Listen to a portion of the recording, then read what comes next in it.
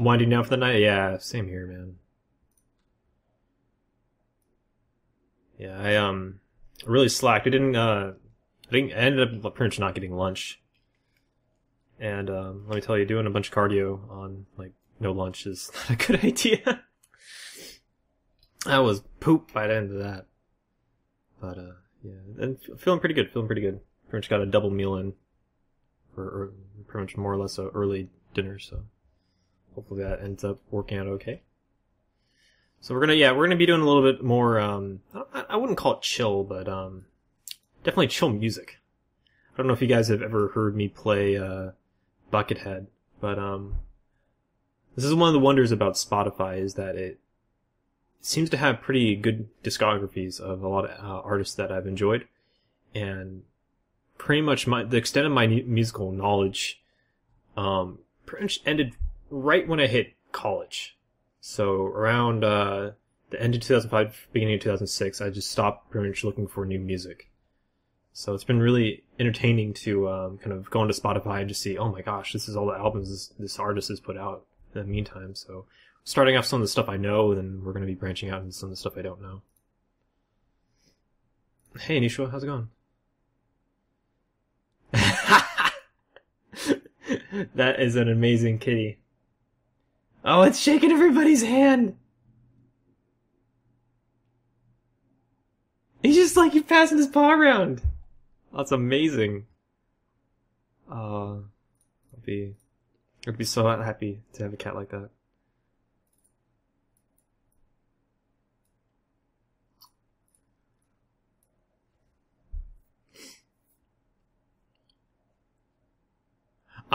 Faction, I've just started my career. I've been doing, this type of work I've been doing for about 2.5 years now.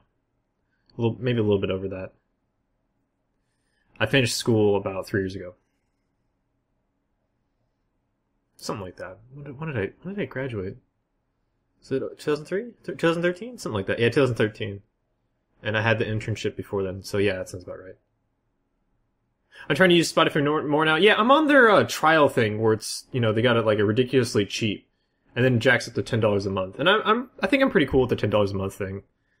I mean, the way I look at it, it's for me to have access to this. It is the cost of like buying an album every month. It seems reasonable in comparison to what you'd have to do in the past to pretty much listen to music.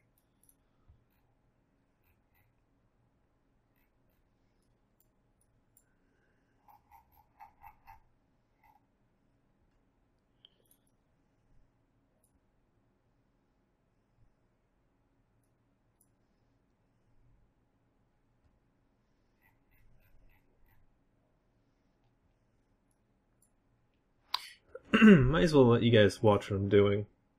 So all I'm doing right now is just fitting up another Hyperion. I want to do another Gank Hyperion. I feel like the engagement that I got with the initial one didn't really do it justice. And I think I'm kind of onto something here for solo stuff. It's very similar to what you see in Frigate PvP, and that is the faster you kill your target, the better off you're going to be.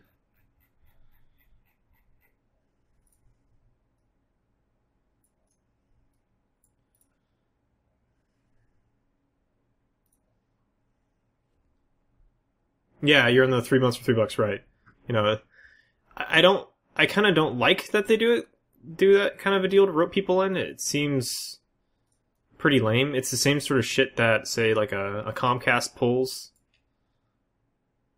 where they'll give you like an absurdly good deal, and then they start stiffing you, but $10 a month, I don't feel like I'm really getting stiffed, so I feel it's okay.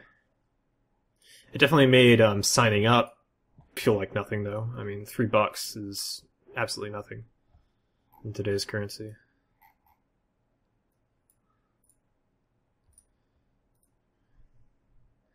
Let's see. I was doing a gun rig on this baby.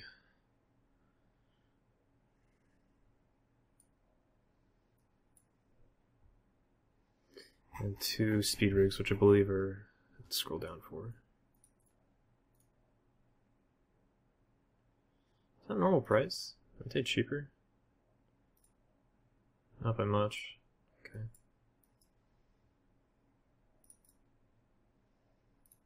I think I can take it from here.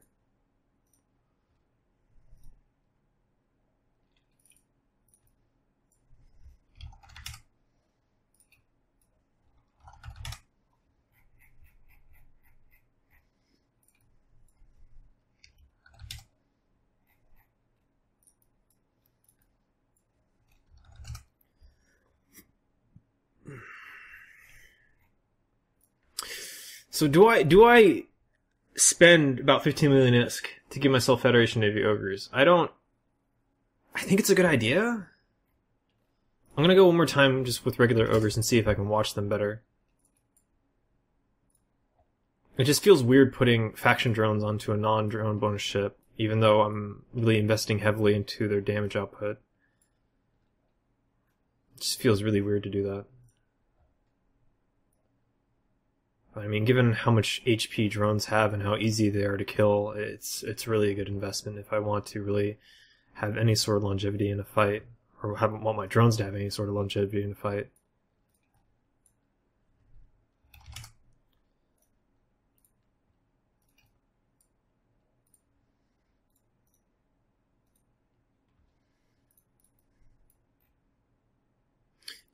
I have no room. I have no room. I have no room. I always have room for Fido. Get in here. Get on here. Oh,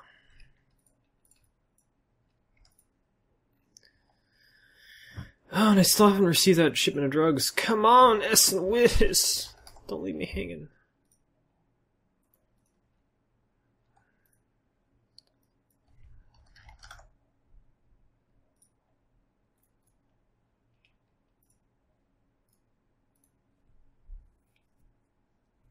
Take it from a former musician. $10 a month is a steal. The time and effort it takes for good musicians to make everything is unbelievable. Tatacat, yeah. I don't need it. I don't even need to be a musician. I mean, from a kind of similar sort of direction of creating content for people to enjoy in the form of streaming, and then trying to make that content and improve upon it, iterate on it, and then try to, make that content more available and kind of work with so many different organizations to, either promote that content or monetize it, whatever. No, it is a steal. I know it's a steal. Don't get me wrong. I don't know the full story, but I think I know enough of that world.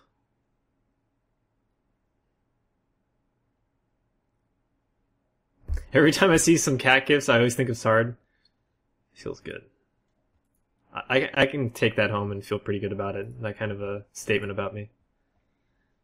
Feel pretty good about that. Alright, well, let's cross our collective fingers and hope for good drug rolls. I don't want an armor hit point penalty. I don't want it. I don't want it.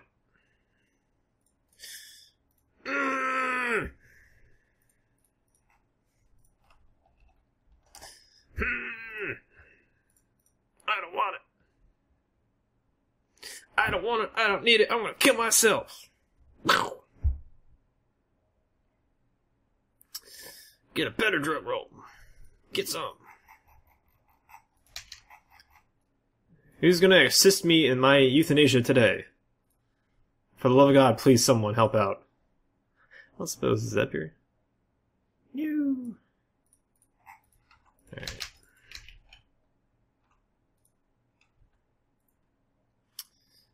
Destruct.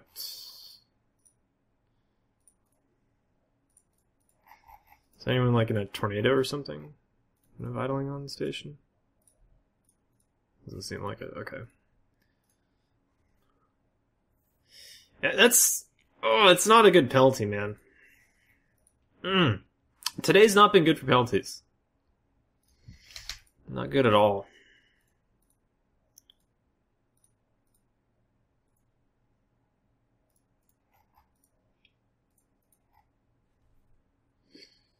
Yeah, Doorknob, I've been living in Dodixie for a while. There's not a station in the system that has clone services, otherwise I'd just go somewhere and... waiting down 2 minutes, it'd probably be faster for me to go to an adjacent system, find a station with clone servers, and kill myself that way. That would be faster. I know it'd be faster. 2 minutes is a very long time. Where is medical? Tell me one of these things has medical. Come on. Clone Bay. Okay. Okay. Blade.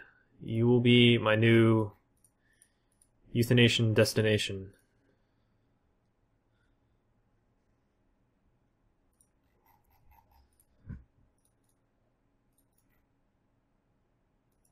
What's my reason for the scram over disruptor? You know, I was actually talking to myself about that, Ridley. And the reason is to turn off MWDs, but I don't know if it's all that valuable. I was actually, I don't think it's all that valuable for the way that I fly that Genk Hyperion. I might try, you know what? I'm going to try with the long point. Because there's been a lot of instances where I've run down frigates, and I've neutered them. Well, I wouldn't say run them down. They got in newt range. I neutered them. The propulsion module turns off. They say, oh fuck! And then they warp off, because I'm not in point range, or not in scrambler range. I'm going to try that. I'm going to try that.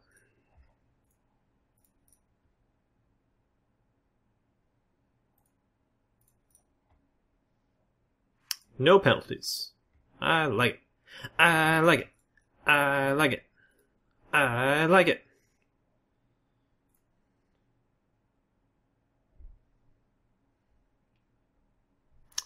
Ensure.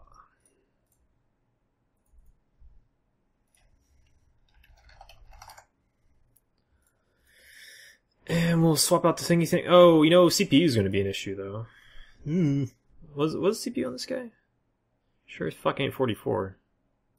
I need 8. I have 7. Shit. I can solve that. I can solve that. That's not a big deal.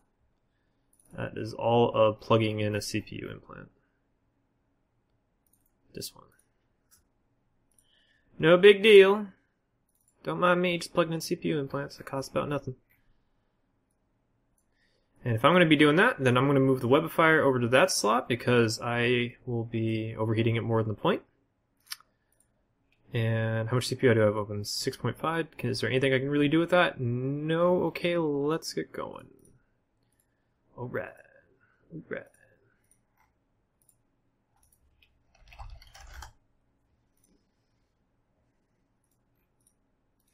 It could help by hitting frigs. Ooh, I like where you're going with that. Please continue that. I'm sure they'd be going faster, but they'd be having 5 times the sig if they're MWDing. Yes! TadoCat. Yes! Yes, yes, yes, yes, yes. You're absolutely right. It's something to consider. It's definitely something to consider. It's food for thought. We'll play with it. And hopefully it will work out for us. I am not opposed to trying that out.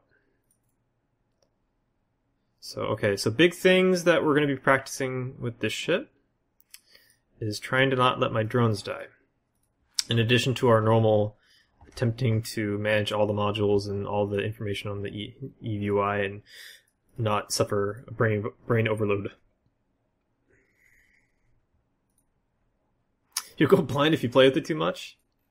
Uh-huh.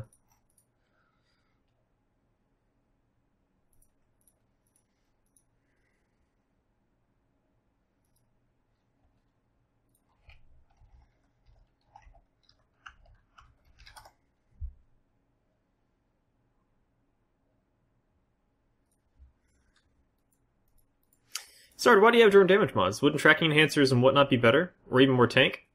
So the idea with this fitting TadoCat is to put out as much damage as possible. Tracking enhancers would certainly allow me to project damage out better. It would give me a little bit more application. Now the big problem with putting all of your marbles or all of your everything you got behind turrets on a battleship when you're going to be fighting a lot of frigates and the like is that it's very easy for a frigate to get under your guns. It's very easy for you to spoil your own tracking, things like that. So splitting the damage output between your turrets and if you have a good drone bay, your drones, is a pretty effective way to, one, beef up your damage without suffering massive stacking penalties, and two, put less reliance on your turrets. So pretty much this is a gank mobile. It's not really designed for tank, it's designed for massive damage output. So with antimatter and drones, I'm doing almost 1500 DPS. With heat, that's probably going to be around 1600 DPS. With void, that's probably going to be close to 1700 DPS. So the idea is that I'm going to annihilate whatever I manage to get tackle on before it can really either call for help, get friends, or have a bunch of friends land, or kill things before their friends can motor into range of me, things like that. So it is kind of an all or nothing sort of ship. And it's a change of pace. So we're experimenting with it. I actually don't necessarily think that more tank is a good thing for this ship. I'm thinking that more damage output may be a better thing for the ship for the type of fights, the style of fights I typically get into. There's some fights that last a long time, like that more recent Hyperion fight that lasted like 12 minutes, that I think really showed off how a dual rep Hyperion can be very effective in today's metagame. But a lot of things went really well for me in that fight. Now, I think this style of ship, while not terribly disposable, definitely is going to be able to crush cruisers that get close enough between the neutralizer of the heavy drone output and hopefully my ability to match transversal and get some big, huge gun hits in.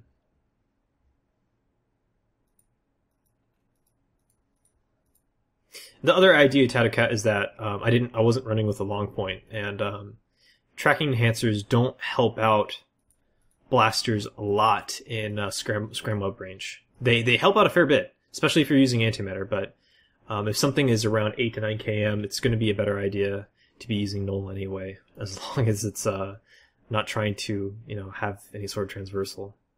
It's like if it's a smaller target, then I'd probably be leaning towards antimatter, but you'd be in heavy fall off. We're playing with it, however. I'm not really set in stone with this fitting. I'm feeling that the raw damage output is the key, though. If you have something webbed down, they could use extra tracking. Oh, what? Huh? Wait. What about drone tracking enhancers? Okay, so if I was in a drone ship like a Dominix, and I already had like two to three drone damage amplifiers, and because the Dominix doesn't have a bonus to turrets, and I'd probably have a couple of neutralizers or something on the high slots anyway, so it wouldn't have a lot of turrets to begin with, I would definitely be going for the omnidirectional tracking enhancers for drones, the drone tracking enhancers. I think that would be a perfect pairing of application for the drones. However, for this ship, I don't have that many low slots to play with, so raw damage for the drones I feel is the way to go. Even though I'm going to be flying against a lot of smaller ships, ogres do a reasonably good job against cruisers. So, I mean, that's my ideal engagement, is just chewing through a bunch of cruisers. That's what I'm really shooting for.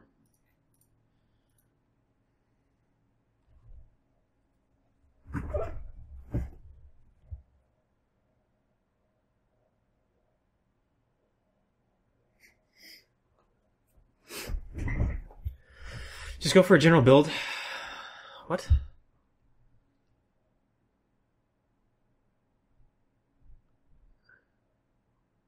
Just go for a general build that a committee or at least a bunch of people has approved on. I know you're trying to play the cat gif into it, but what the fuck? that's something else, man. Okay. It's a retriever. Oh, I'm in high sec. Oh, I thought it was an Eagle for a moment. Oh, Iron Monkey. Oh, cool. I'm glad you're enjoying the music. We're listening to a Buckethead right now. Yeah, super chill music.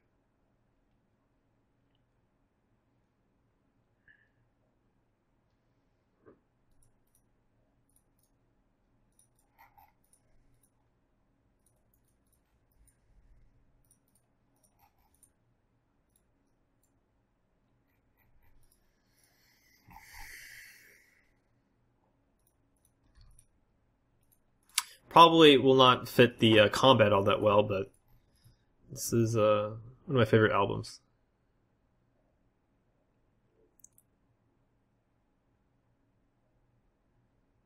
Yeah, it's about the gift. No, I get you. I get you.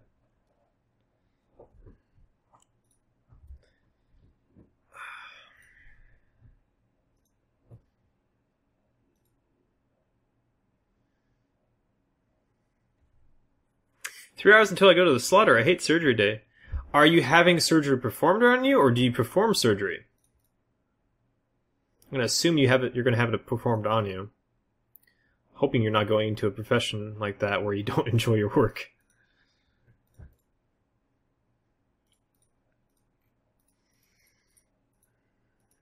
Oh, I just realized something. We're gonna die in moments if I don't do this. Yay. Getting performed, getting my knee fixed. Ooh, knee surgery. My old man had a busted up knees from playing basketball when he was a kid.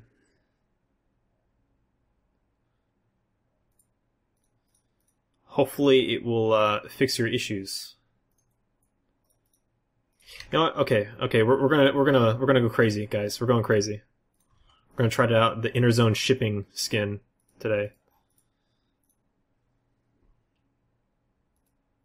Always totally freak out about it. You know, the only thing that really bothers me about surgery in general is having the IV put in. And I'm generally actually I'm totally lying. I'm very squeamish about my own blood. Like I hate having needles put in me, and I would imagine having someone cutting me open would not be a good feel either.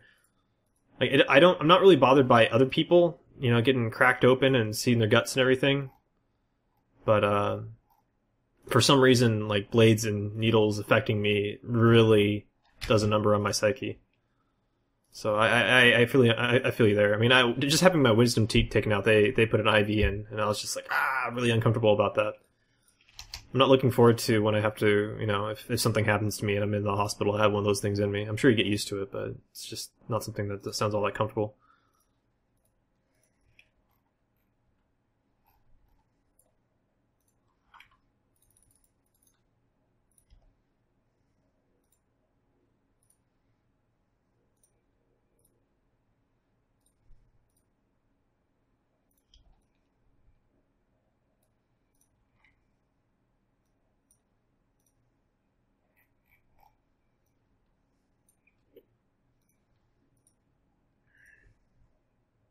Interesting.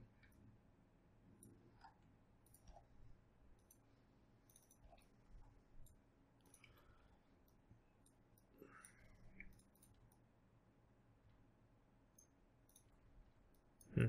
Okay.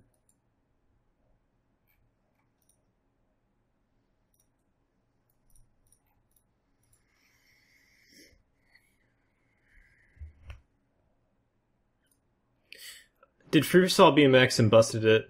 Since then, I have an artificial cruciate ligaments, and they're due to be replaced. Ooh. Mine is being knocked out. Yeah, it didn't really bother me getting knocked out. It happened pretty quick. I mean, I was definitely for the wisdom teeth thing when they knocked me out. I was very, you know, anxious. So I was talking a lot, but the having it performed on me wasn't all that bad. Maybe it's just an after the fact sort of thinking.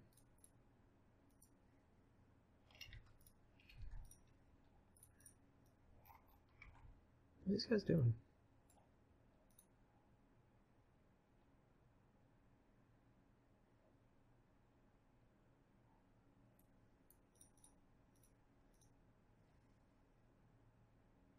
This guy seems to be aligning. Yep, he's aligning the direction.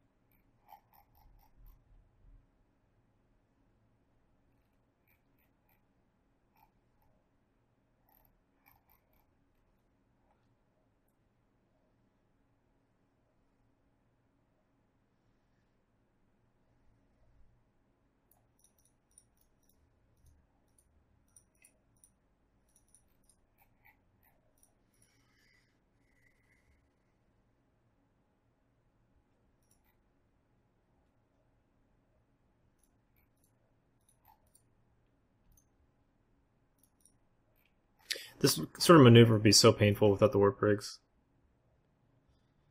It would take literally double the amount of time to do this. He's moving anyway. Nope, no, he's still here. Cool.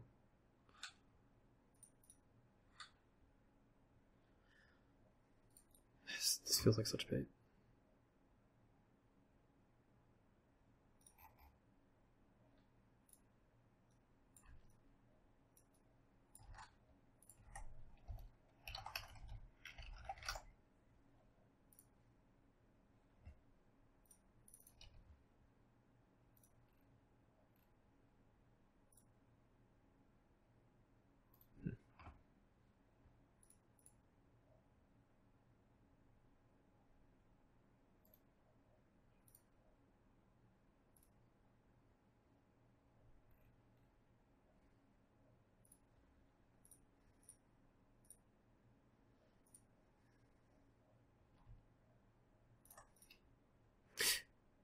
You know, one thing I didn't actually consider here is that one thing about not having the scrambler means if this guy has an MGD, he can just mosey on out,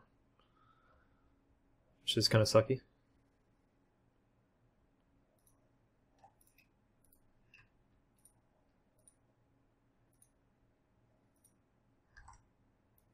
And he's immediately engaging. I thought this was a trap.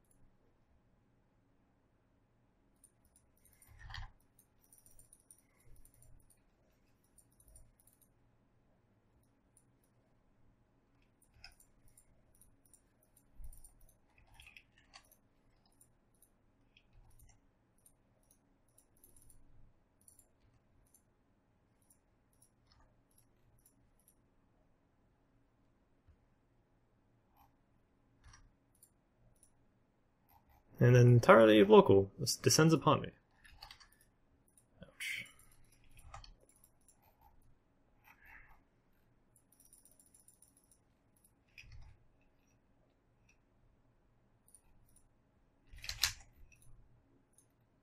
Wow. How rough is that? How rough is that? Well, this doesn't say much about the ship, that's for damn sure.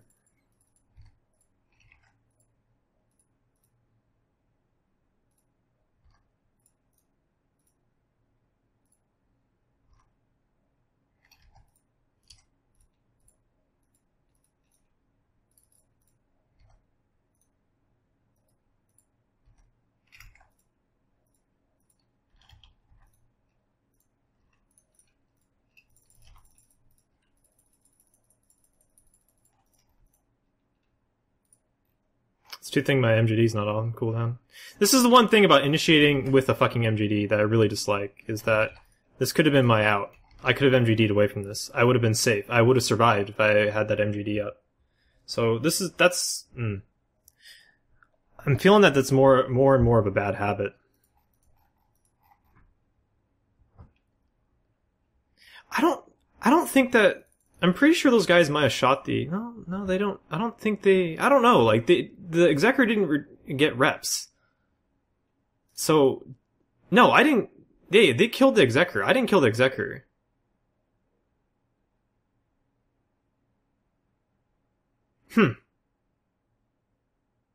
Weird. Okay. Well, I think this is a pretty good proof of concept, given that I just chunked a 1600 plate Prophecy. Not Trimarked, mind you, but I destroyed this guy. In maybe, what, 30 seconds? It didn't take too long. I like that ship. I'm gonna make another one. I'm addicted. I'm addicted and I feel good about it. But anyway, who's that group that I had no standings with? What was that all about? Who are these guys? Oh, this is the these are the dudes with the Executor, not the Executor, the Prophecy. But okay, that Executor was with the Prophecy. Why didn't they RR the Executor? I don't understand at all. They had a Guardian with them. The Guardian's Horde. What? I don't get it. Okay, whatever. I don't understand that.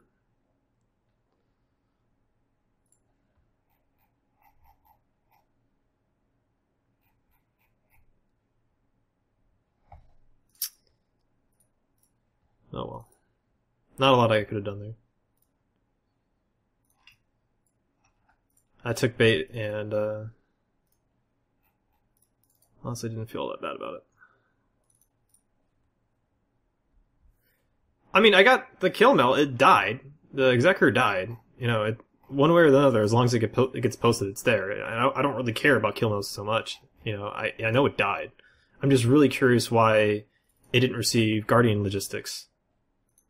I have no idea why that ship did not receive Guardian Logistics. So that's very confusing to me.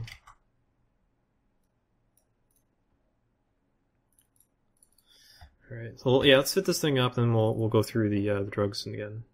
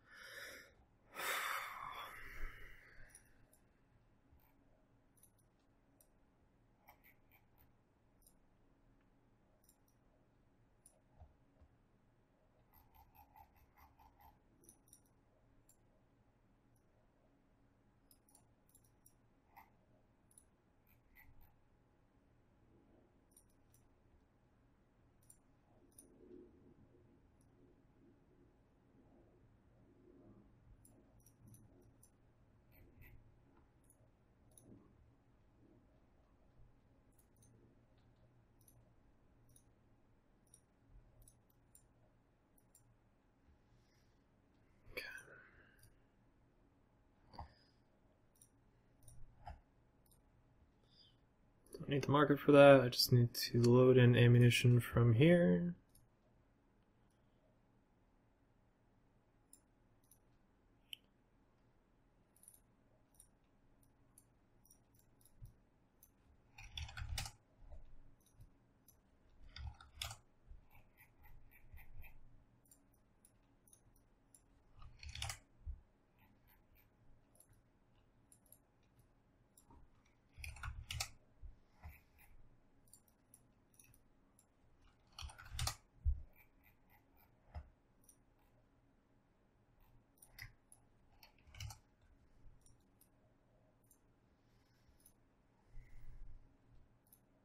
Oh, God, I forgot about the MGD that I had in my cargo. I could have just anchored that from the start. Okay. Yeah, it's something I could have done. That's 100% something I could have done.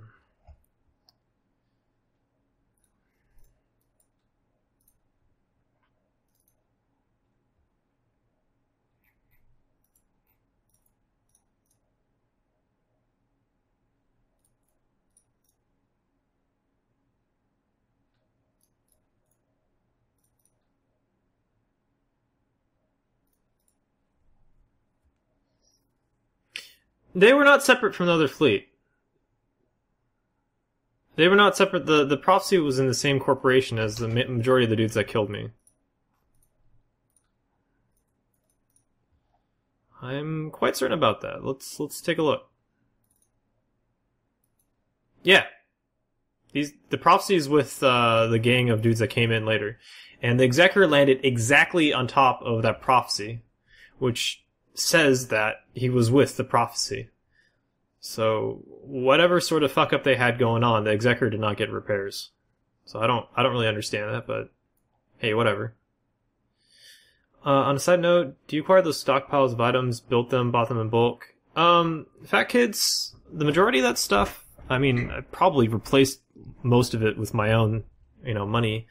But a lot of it used to be a stock of items that belonged to the first corporation I ever ran, which was Gunpoint Diplomacy. And it was a communist corporation where we, pretty much if you killed something and you didn't want it, you could always throw it into the corporate hangar and then people could use it. Pretty much once that corporation died, I inherited that mess.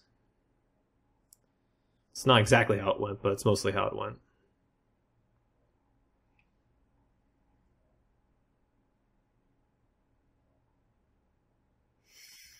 At the end of the fight, I had no scram on me. I had a solid 15 or so seconds where I did not have a scrambler on me. If I just anchored down an MJD, I would have at least had a chance of nuding off the scrambler and then spamming the MJD on the deployable.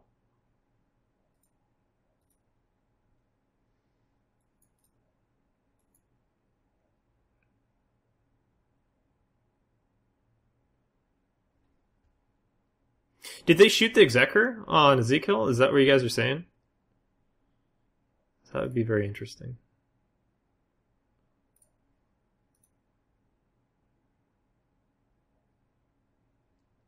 That's not too bad.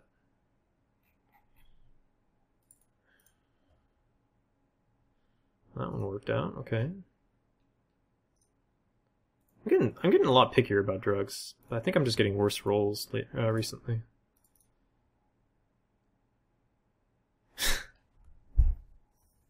All right, whatever. We're going with it. I'm not going to be putting up with doing that for 10 minutes at a time.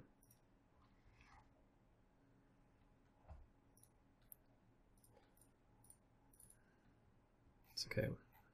It's really not a good penalty for me, given that I'm fully devoted to doing gang stuff. But whatever. Let's roll.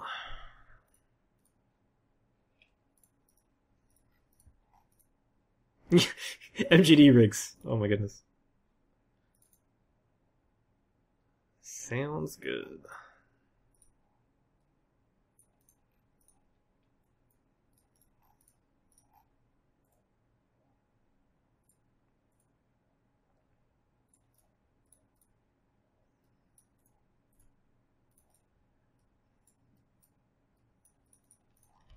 Yeah, they shot him. What the fuck? What? I don't...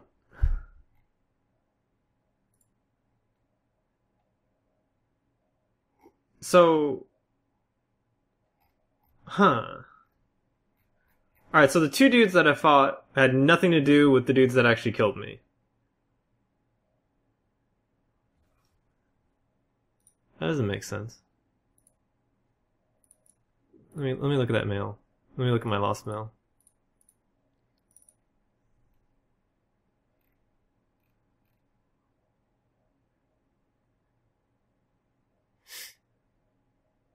And then what was the kill mail? Mimitar Republic. Lost mail.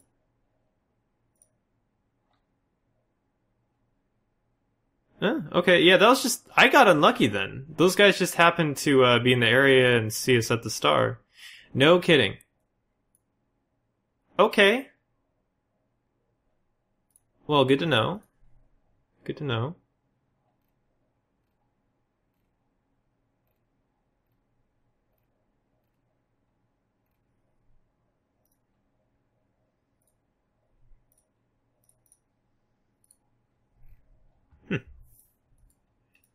Yeah.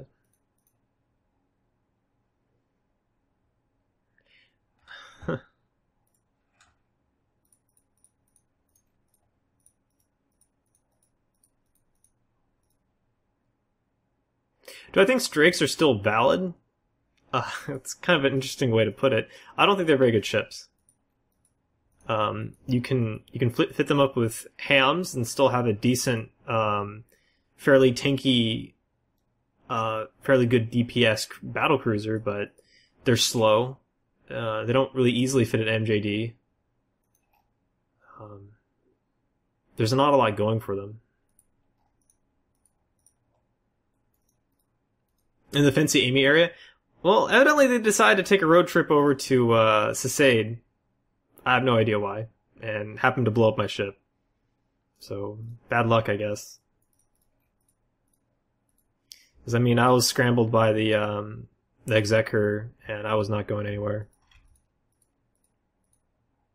But, again, this guy may have saved me there, and that was in my cargo. That was just a lack of attentiveness to what I had available to me. Oh well.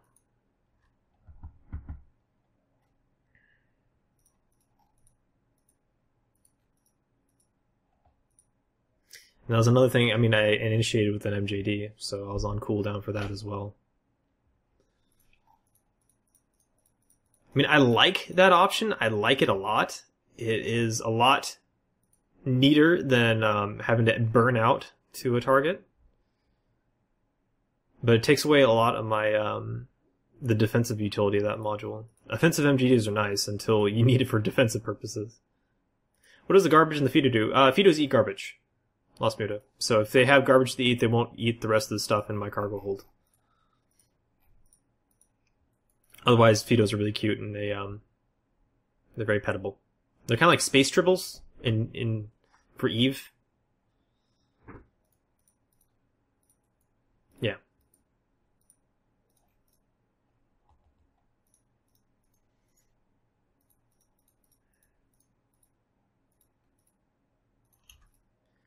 But I don't know about you guys. I find this fairly attractive, being able to do this.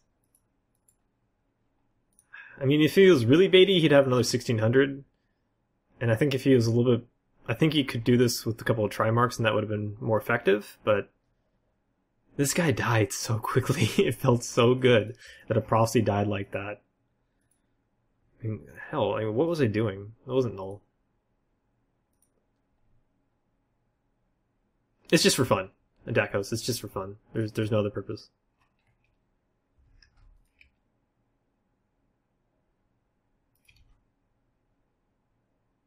Yeah, I was doing 700 DPS. 1700 DPS.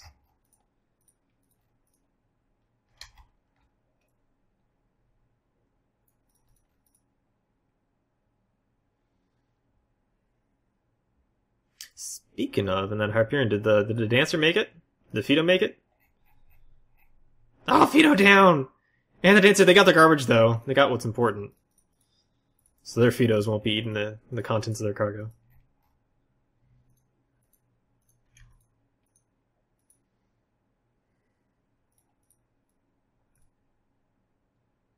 No polarized gun spin. No. I'm not that crazy.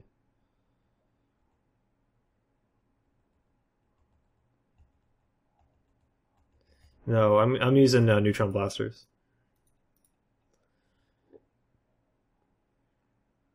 I don't think polarized guns are all that great for solo stuff.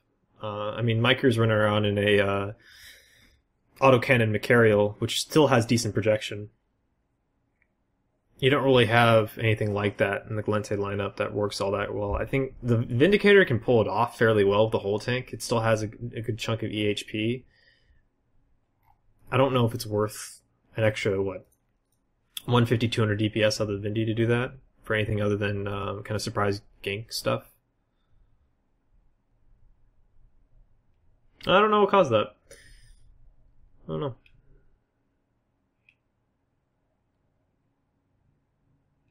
I'm not really getting drop frames, but unfortunately when it restarted I lost all my drop frames and stuff. I'll keep an eye on it.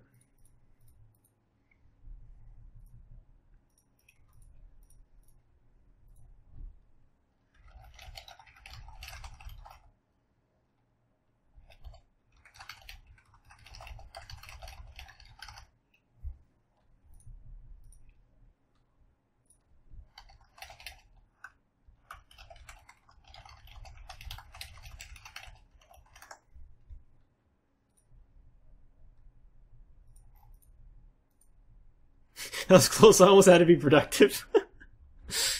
No!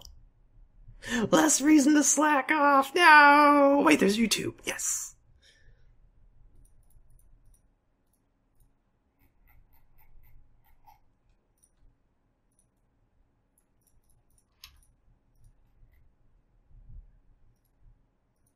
The Fido chewed through the Ethernet. God damn it! Stop eating my Ethernet. Stop eating the internet, Fido.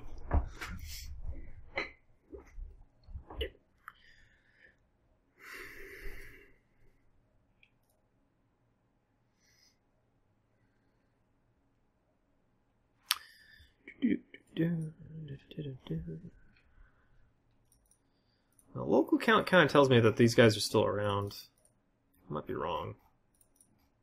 Unfortunately, I said everyone red, so it's going to be hard for me to differentiate between the two groups.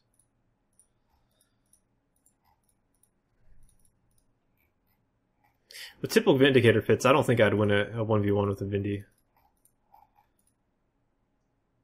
Doesn't seem like a good idea for me, unless I had, like, say, sentries on my side, something like that.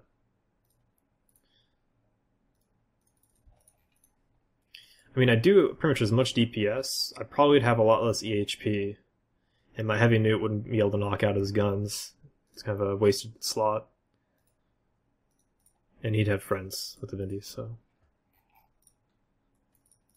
let's keep on moving.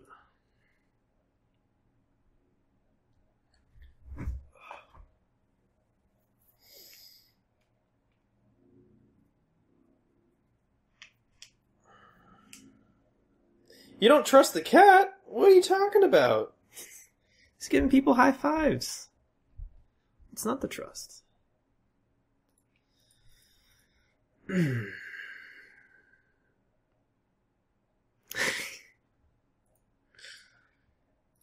it, Anisha. Alright, we'll swap.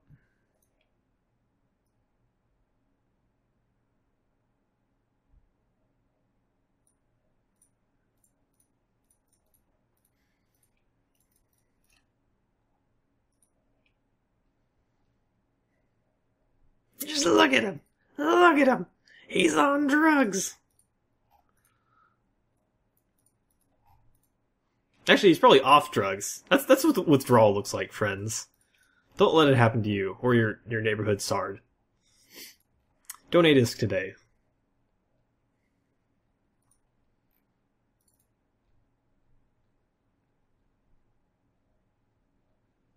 Oh, you can load. Thank you.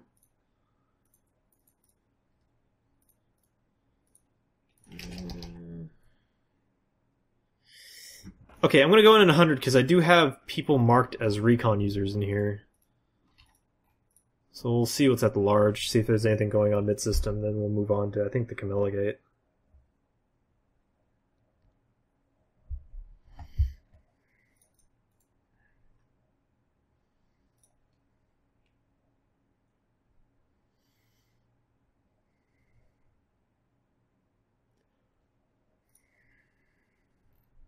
Ooh, it's a lot of smaller ships.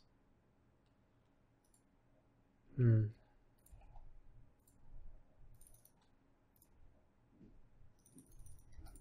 that the large? No kidding. Yeah, just kidding. Just kidding.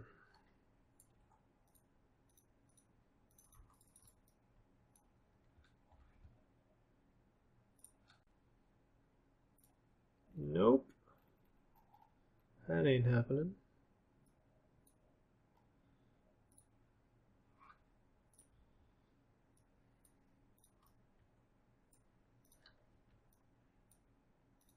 They still on 360? Not really. A couple of them left.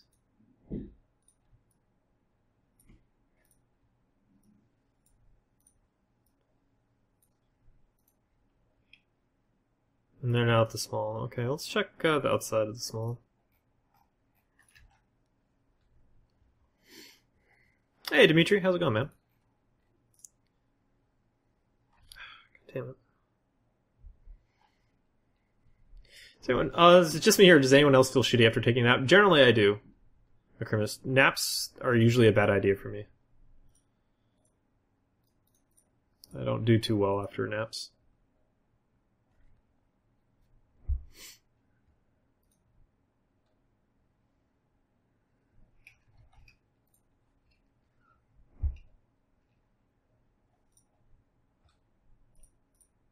Ooh. What's up, guys?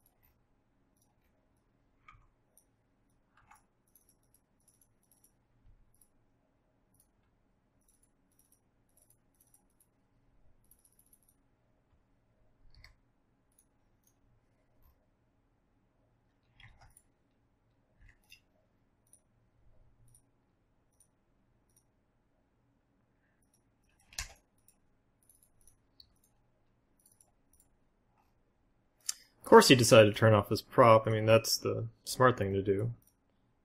You son of a bitch.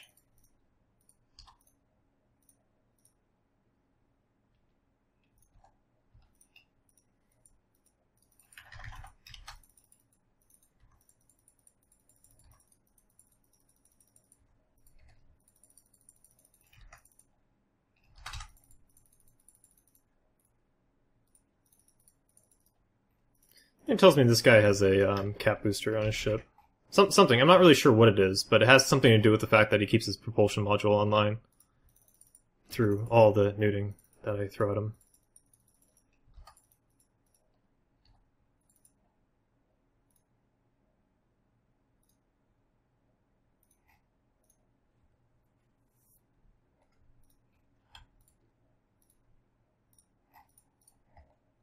Afterburner cap piece OP.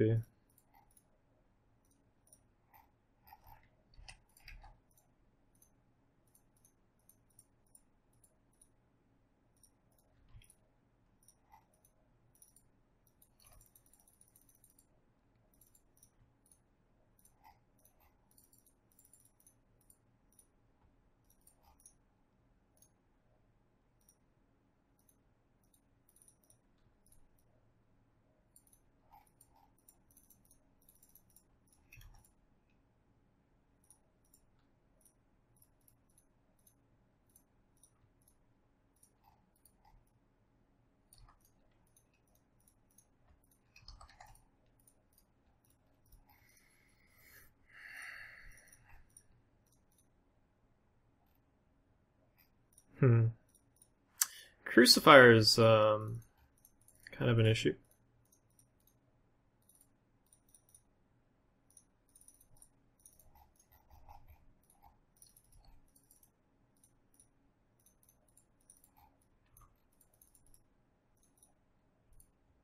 Do I bail? Do I bail with that Crucifier?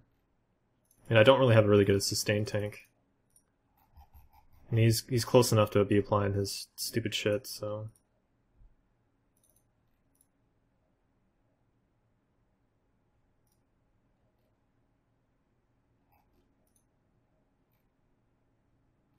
These things have a lock range of gods as well.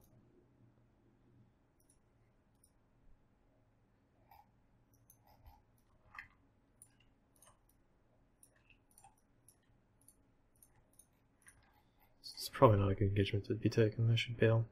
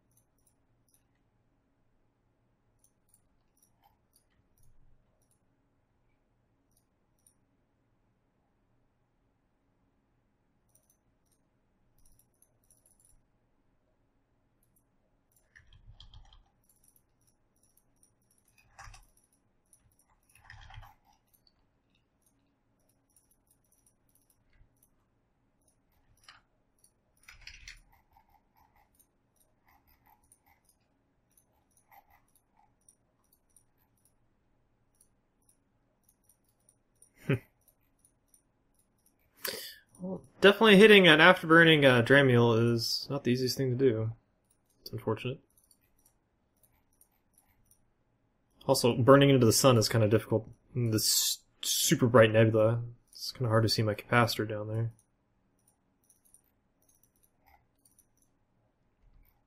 Oh yeah, yay for long point. Although I think we had a couple interceptors doing stuff.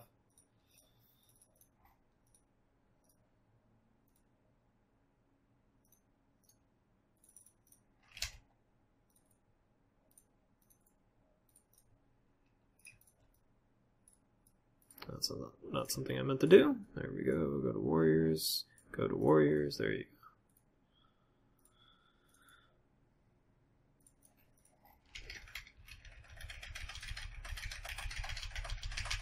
go. What the fuck, man? That was like a solid 3 seconds of those drones being right the fuck on top of me, and they decided not to come into my drone bay. Okay. Yeah, let's just roll with that. No big deal. I don't even know why they launched.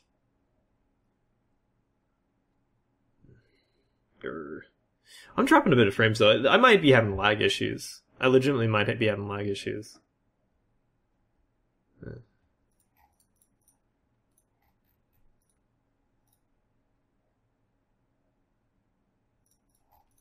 Yeah, that mashing signifies stupid drones. They will be left and not forgotten and not mourned. Son of bitch drones.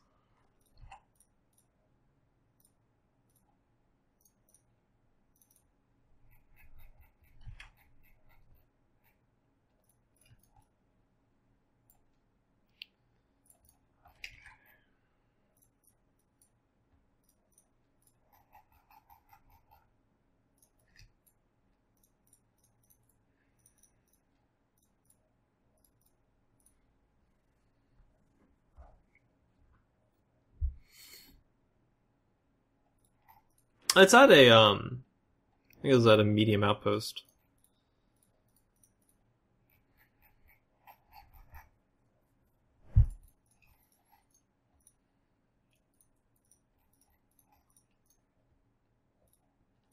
Okay, let's see if I can do this properly. Yeah, they go in the drone bay. They went to the appropriate group. How about that? Didn't overexcitedly drag them into space, then somehow leave them in space while warping away.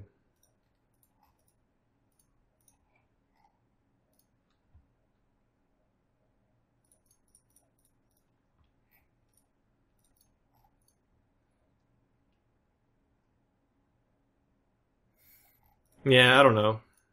100% crit. I normally don't get drop frames. It just seems...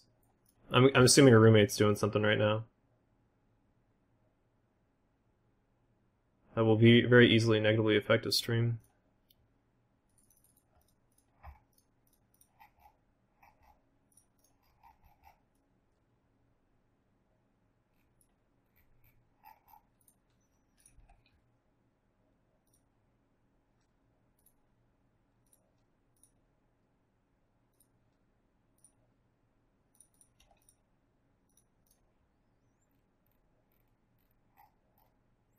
Pretty sure the vast majority of this stuff is POS junk, given that I don't have standing set to the majority of these guys. Probably that Galente group that moved in earlier.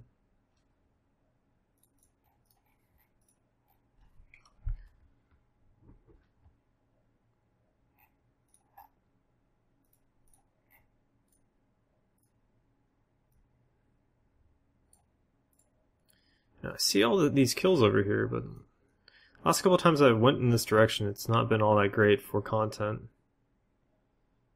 I'll do it anyway, but a little bit frustrating.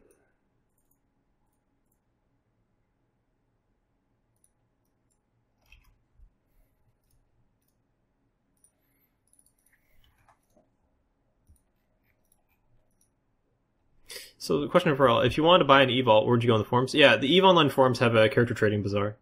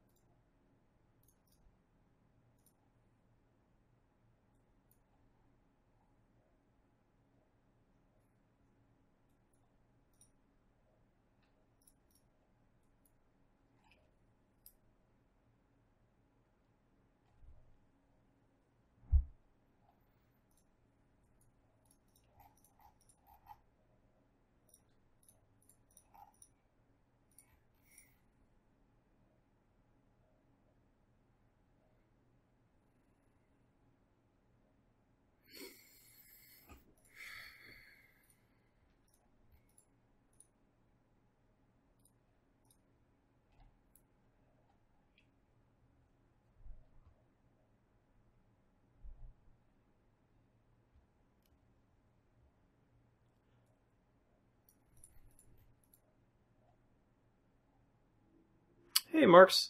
Doing okay.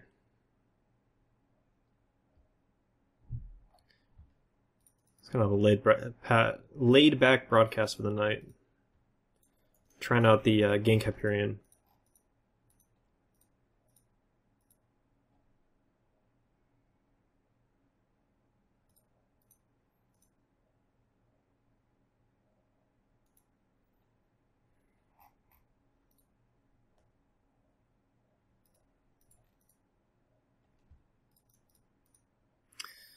I'm not sure about the 6th Ogre.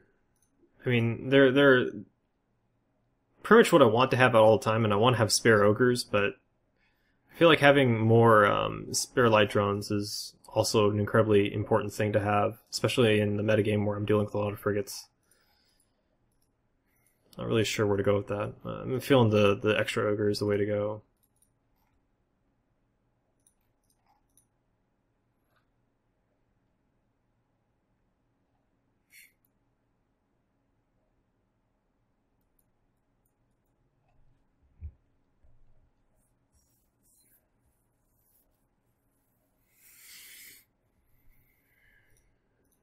It's too chill. I just woke up my keyboard, don't know how long I was out.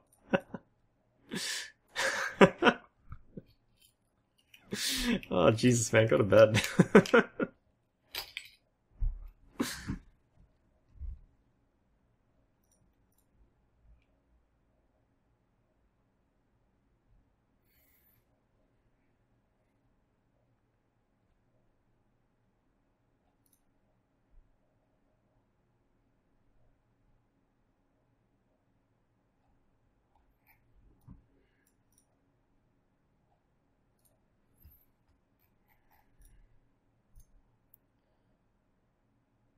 $12 plus 18. Okay.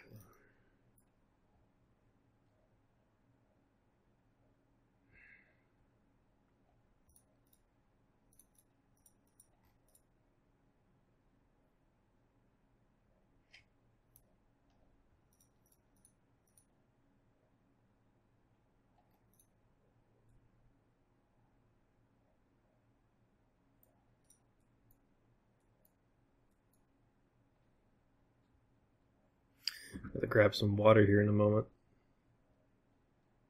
Yeah, we'll do it in this warp. Alright, guys, I'll be right back. That's a Fido on your arm! Ah! Down, boy!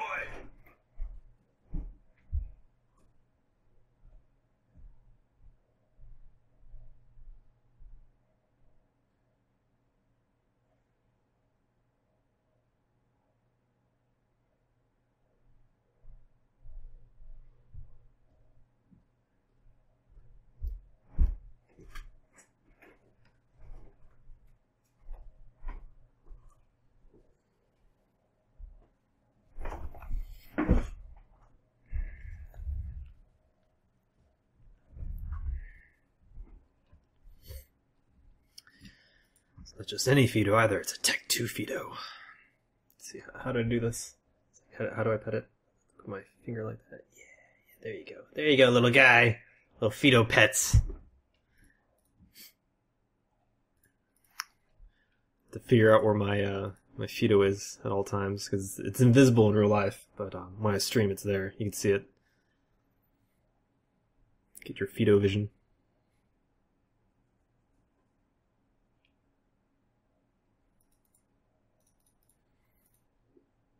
Okay. Fair number of dudes in here.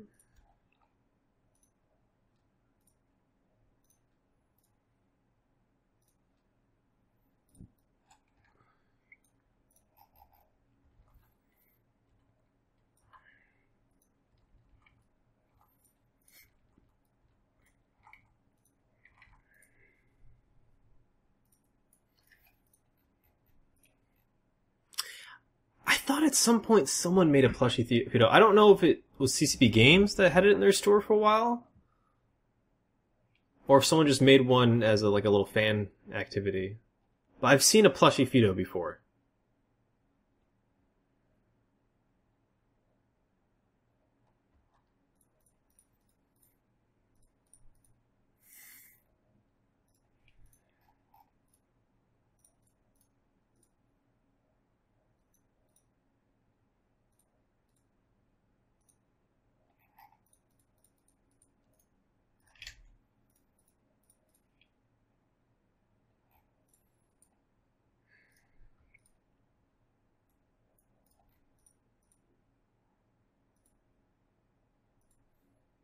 This is because I always want to try out the game. I've never played a game like this, nor have I ever watched gameplay for it. Any tips or things I should do before I delve into the game?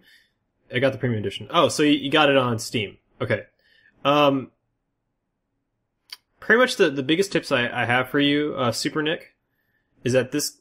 Let me just talk about the game really quickly. It's a sandbox MMO. It has a lot of hardcore elements to it.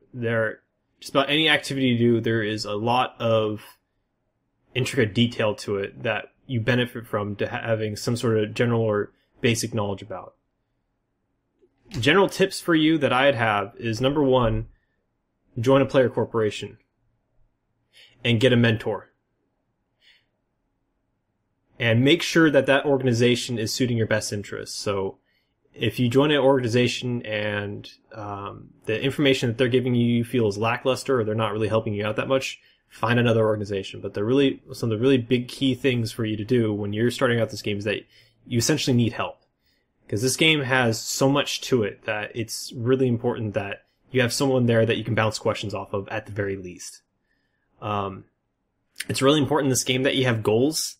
It's a sandbox style environment, so there's no winning this game. There's nothing that this game really does to point you in a direction to, here, do this, do that, do that. There's a tutorial, and it will give you like some basic gameplay. It'll expose you to some basic types of gameplay, but it doesn't really tell you this is the right thing to do, because there is no right thing to do. It's a sandbox. The right thing to do is whatever you feel like doing at the time. So, joining a player organization, like corporation, will help you with that. Some corporations have different goals and focuses, and again, I highly recommend, one, you join a player corporation, and two, you make sure it fits the style of gameplay that you're looking for. To give you an idea of some of the things you can do in this game, I can pull up a little, not a little at all, a map for you, just a moment.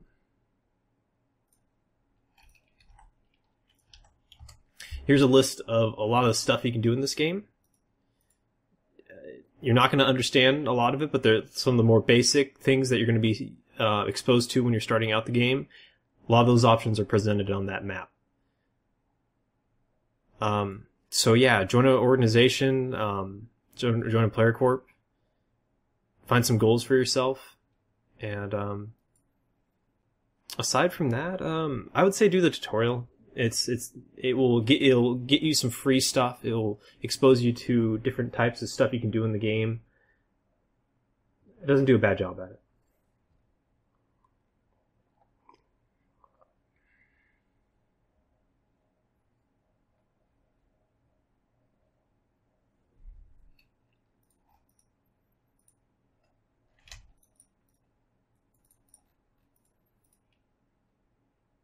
Hey, Microhide, how's it going?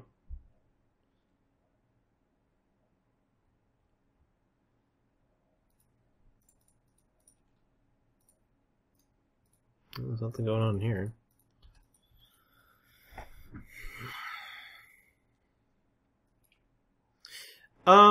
So what they've done, you still have tutorial, you have what are called the career agents, and I consider those to be the tutorial. Yes, they replaced the old tutorial with, the opportunity system.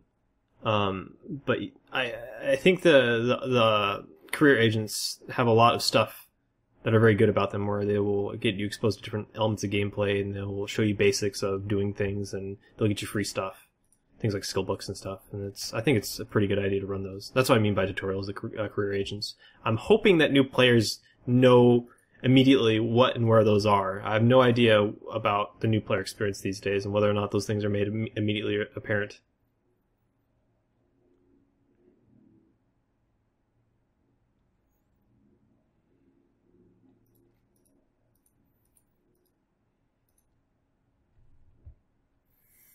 It's been a very, very long time since I've been a new player to this game. I've been playing this game for over 8 years, almost over 9 years. I started in 2006.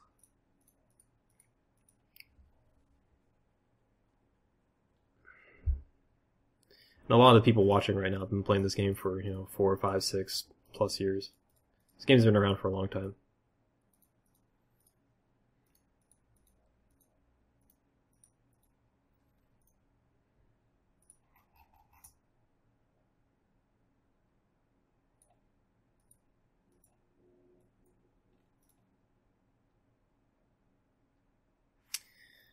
Queenie, why are you being such a troll?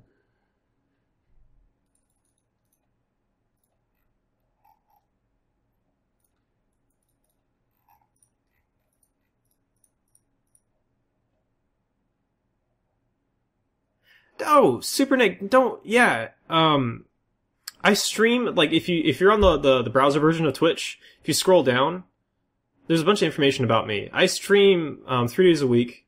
I'm part of an EVE, Twitch stream organization, and, the zero point 0.4, it's a streaming community. Everyone in there are streamers, and they stream at different days of the week. You can always check out my own stream or other streamers and ask questions. If I'm ever live, feel free to ask questions. Don't worry about what I'm doing on the screen. Just feel free to ask questions about whatever you're doing in the game. Don't worry about that at all. There is an in-game chat channel for this stream and other streams as well called Fragbox. Again, all this information is if you scroll down. It's Fragbox in-game. Feel free to chat people up in there and ask questions, all that sort of stuff.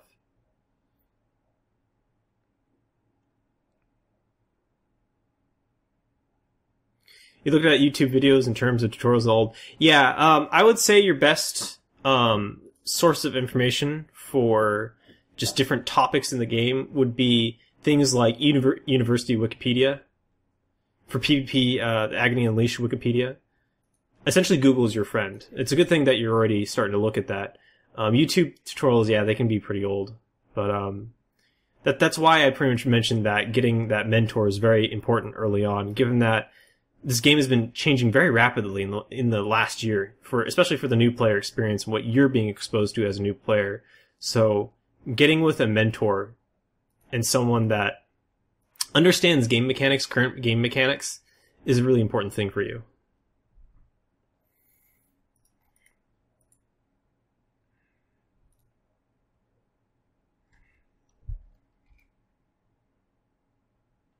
Yeah, the YouTube channel stuff, honestly, it's for what you're looking for, it's probably not going to be all that helpful. Probably the most helpful thing for you as a new player is getting with a live stream, with a streamer that doesn't have a delay and being able to talk to them in more or less real time. There's a bit of delay, but it's built into streaming. I can't make that any much better. The YouTube channel is just pretty much old broadcast and some fights clipped out for players that like to watch that content without having to go through an entire broadcast.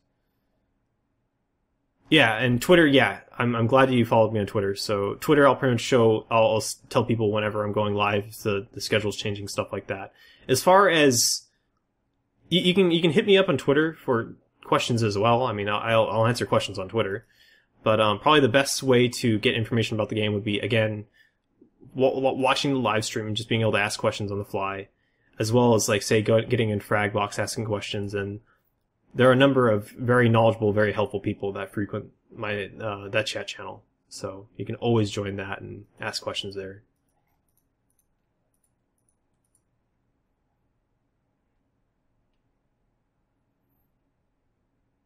Card, can you link Baki's stream? And if you can, Johnny P's YouTube page?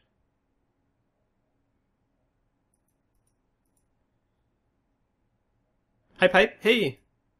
Actually, that's Baki1 right there. Baki1 does a lot of new player experience stuff. He's much more versed with the new player experience and helping out duders like yourself who are just jumping into the game. So I can actually grab his channel right here. Unless someone gets it before I do. So that's another cool duder to add that does a lot of new player stuff. He tends to stream a lot earlier than me, in case you're like a European primetime guy.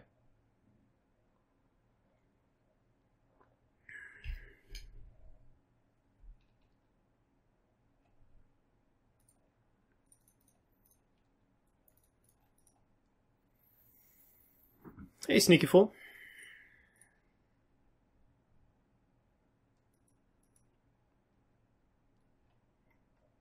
Oops.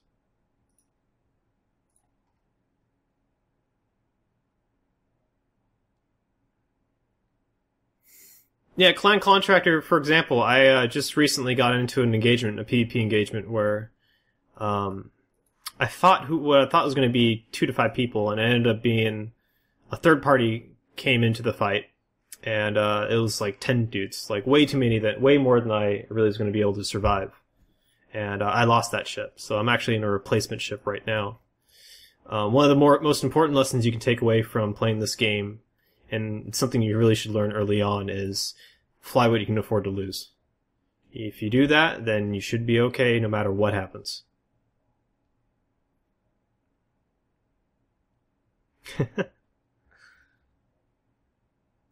The new player, Rattlesnake Snuffhide.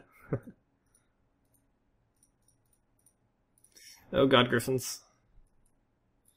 I don't want to get jammed. I don't wanna. I don't wanna.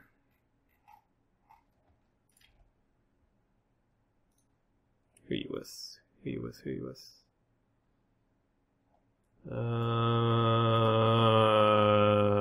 Okay, he's with that gang that ganked me earlier. There's double execers.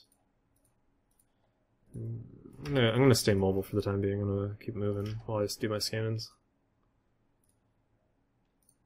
I know this guy's gang had at least 2 guardians with him. Which is oh, come on, man. If this asshole's running around, then I'm thinking that those 2 cruisers are going to be bait of some sort. I'd like to just throw myself at him, but I know that guy's group has a lot of nasty stuff with them. Most importantly, remote repairs. Damn. Nothing on the Oscar gate, huh?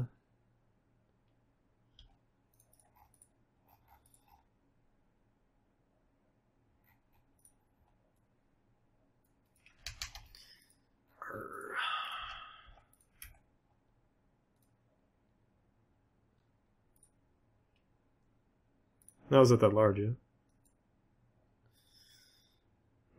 I wanna shoot it! I wanna shoot it! I wanna shoot it! I wanna shoot it! I wanna shoot it! I wanna go there and shoot him! I'm gonna do it. But we're gonna keep our MJD available.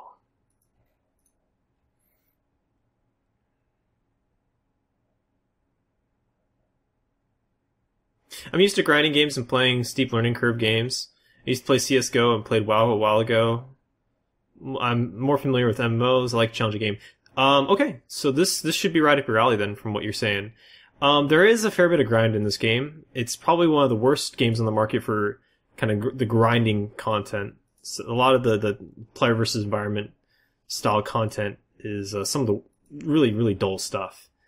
But what really sets this game apart and makes it unique and makes it interesting is the community aspect of the game, the interactions that you have with other players, and how that stuff develops, and how you're able to all those executors are there with them. Oh Jesus. Oh jeez. Let's go to the bookmark. How you're able to forge relationships, and that's really what defines the gameplay, is pretty much the communities that you join and the people that you meet in this game. I mean, it's kind of like any other MMO that way, but it's a lot more important, is the relationships you make in this game. If you don't have friends that can support you and help you, and then you're probably not gonna do as well as other groups. Essentially, the people that the communities that do the best in this game are the ones that are best able to organize themselves.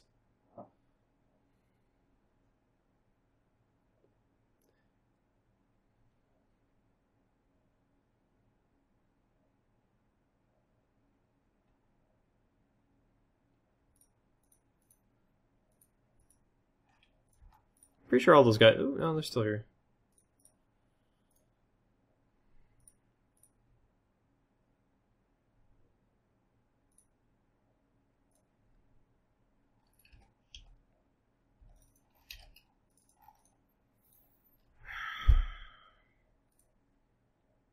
These 2 executors, I'd have to primary them, and then they have at least a crucifier.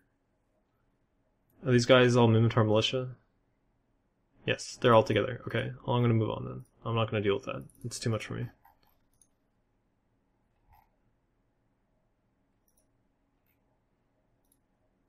Okay.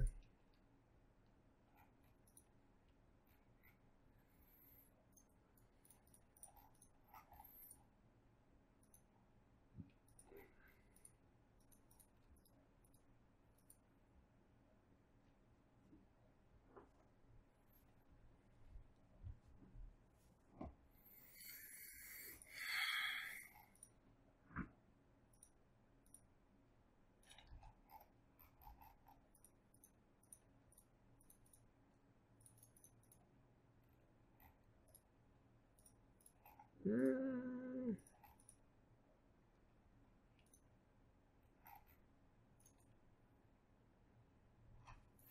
I know there's an incursion active towards Hadazoko. In this area. No, I mean in this area.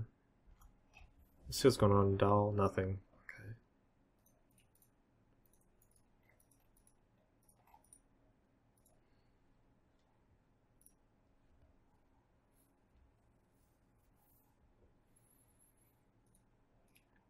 Okay. Clan Contractor, there is no best ship in the game. There are very expensive ships in this game. And for some of them, it's more due to rarity than their effectiveness. But there's no best ship. It's more in terms of ship class. So different ship classes and different types of ships have things that they're very good at. They have roles, essentially, that they fill. So there can be a best ship for a particular role, or there can be very good ships for a particular role, but there's really no one best ship.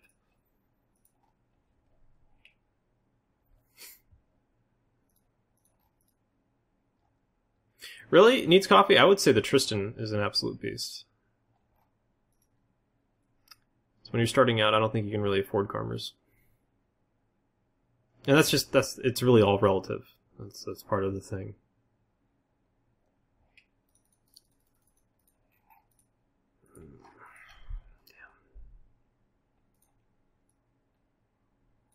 We already went through this area. We went through this area. We can go back through this area. I did go through Hula, yes. I went through the Camella. It's all high sec. Egmar has an incursion. There's nothing really going on in the Avadi area. Okay. Very well then.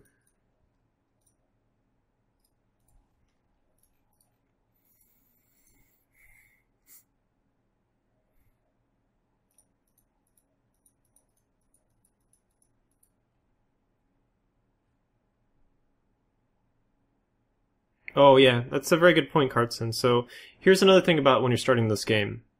Even though you start, when you're making a character for this game, just choose what looks cool to you and what you think looks cool. As a side note, if one race of ship looks interesting to you, looks aesthetically pleasing to you, feel free to make a character in that race. It does not make a difference when you're starting out in this game what race of character you choose. Pretty much just choose whatever looks cool to you. You'll have a very, very, very minor advantage starting out with one race or another for flying that race's ships. This is an advantage that will be erased more or less in the matter of hours if you decide to go for one race versus another.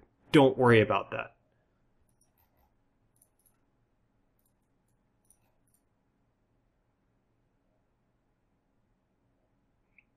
There's a wormhole to Calgal and Sithflyer? Ooh, okay.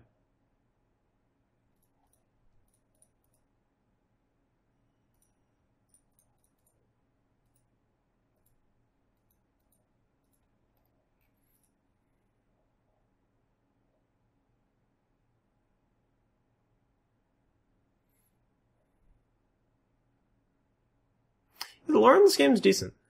No joke. It's actually what got me into this game, is the lore.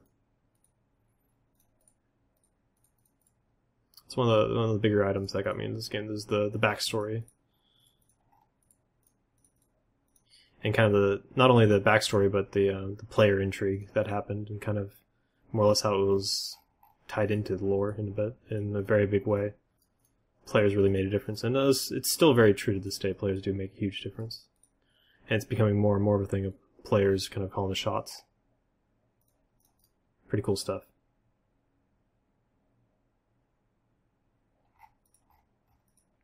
What are you guys shooting? Oh.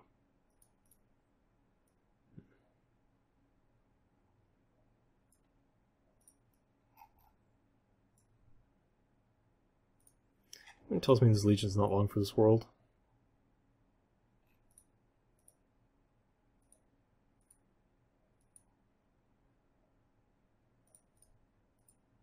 Oh my gosh, that tank though.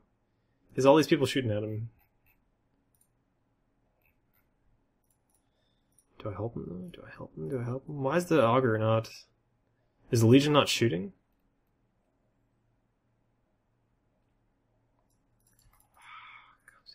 Why am I doing this? I don't know why.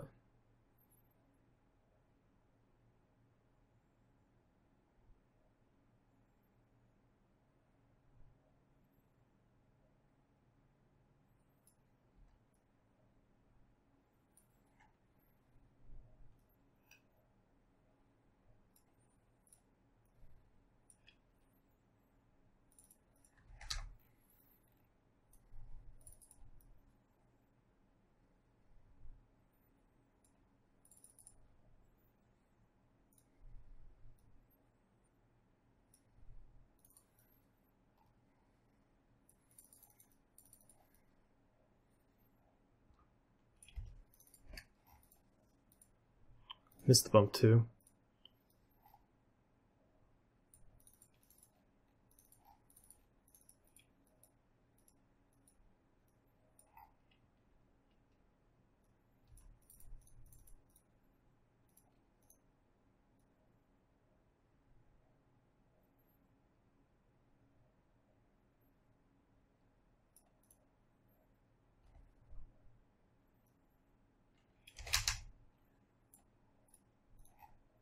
He's not going to last long enough. It's a matter of time before Dead Terrorist decides to shoot me. I'm just going to get out of here.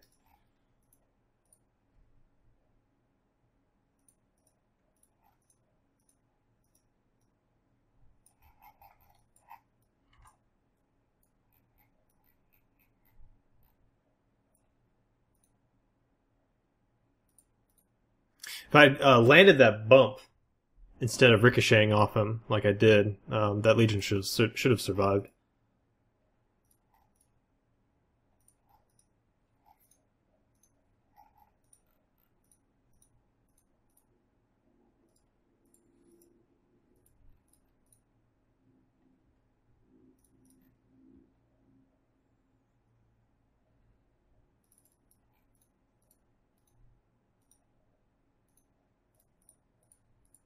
Who are these guys anyway? Who knows? Probably gate campers.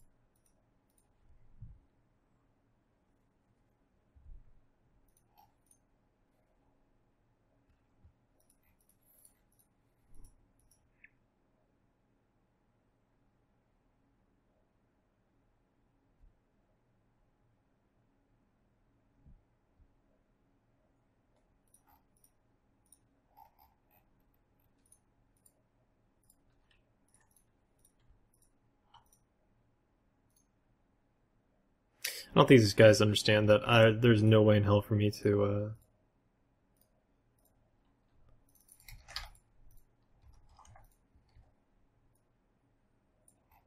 well, okay.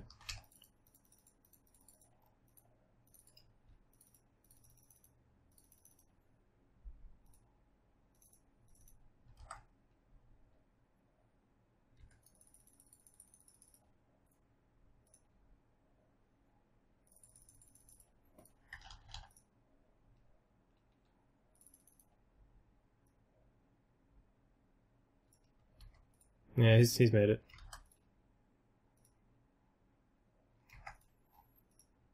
Unless the police got him.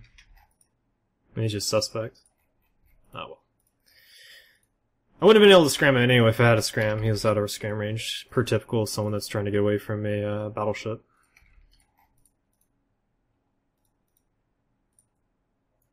Don't warp, don't warp, don't warp, don't warp, don't warp, don't warp, don't warp! Come on, man. Come on. Don't do this to yourself, Sard.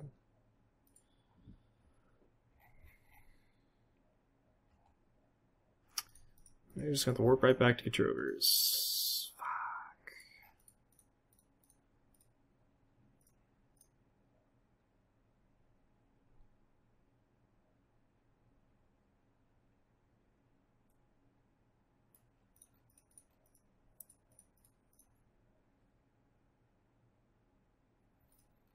Hopefully the Thorax doesn't go for them.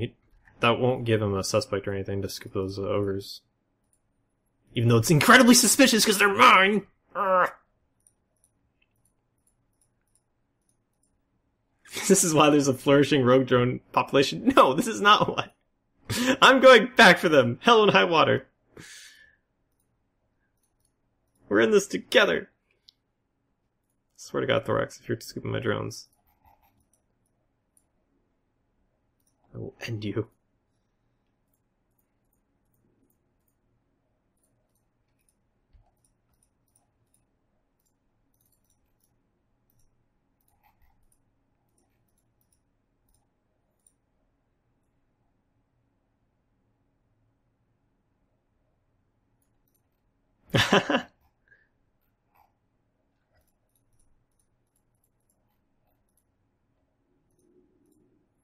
I would have activated the Proteus' kill, right? Okay. No, I didn't think you were going to go for me. I thought it was possible that you may have won for my drones. So I was being a bad parent. Oh, the Proteus stopped blinking. No shit. Honestly, I think the Proteus would have been able to take my Hyperion.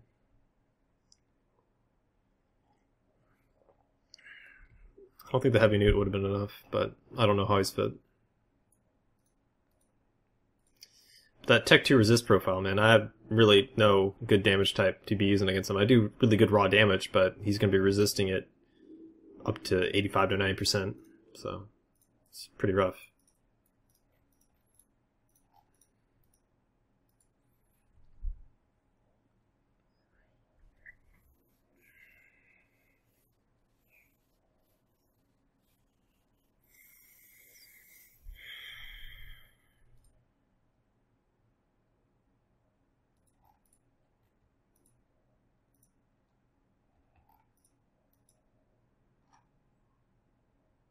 Are there certain servers that are more preferred?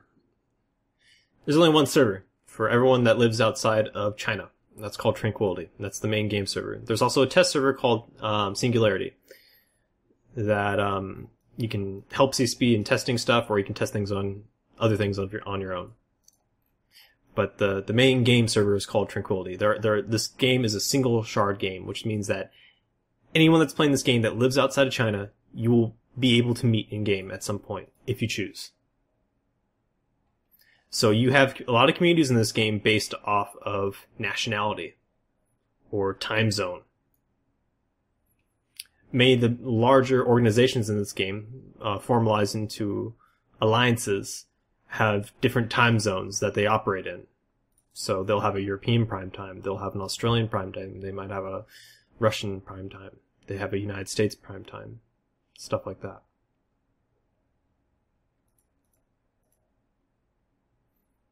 China has the Great Firewall, the Great Chinese Firewall. So they require game developers like CCP to have its own little domain for them.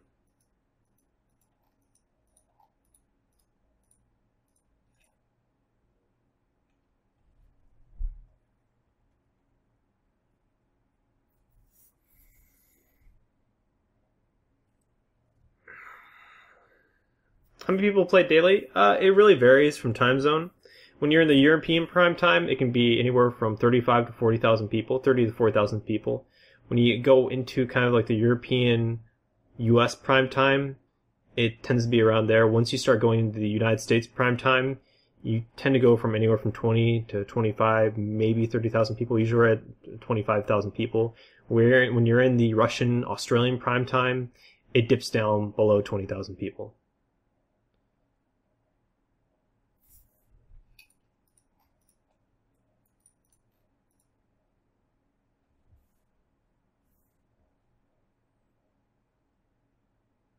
When you think of it in terms of a game like, say, World of Warcraft, this is a tiny population of players.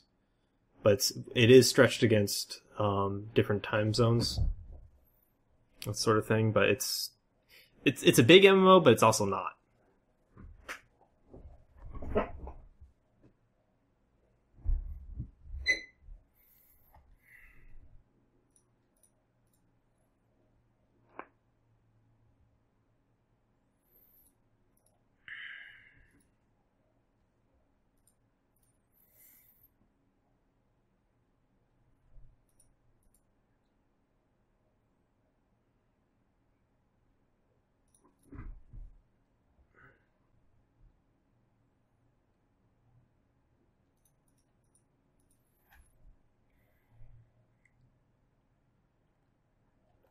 What the hell is that ship? This is a Hyperion. It has the Interzone shipping skin to it. So this is a battleship. It has a tanking bonus, an active tanking bonus, and a damage bonus to it. Big Gallente battleship. Just no games that grab me anymore. Maybe I'm getting old. Brad? I don't think maybe it is you getting old, but there are so many different games out there. There are so many games coming out on a monthly basis that I think you're just not really letting yourself explore. I mean, for me, I don't really pick up that many AAA titles these days. I pick up a lot more indie developed titles. They tend to have a lot more hardcore element to them. A lot of bang for the buck sort of element to it. They have a lot of replayability. Games like Faster Than Light, Binding of Isaac, Sword of the Stars, The Pit, things like that. I play the shit out of those when I'm not feeling up for playing Eve.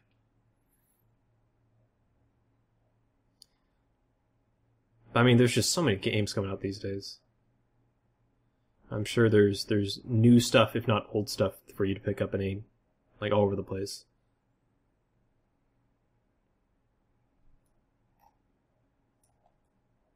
What's the most impressive or expensive ship I've ever seen in this game?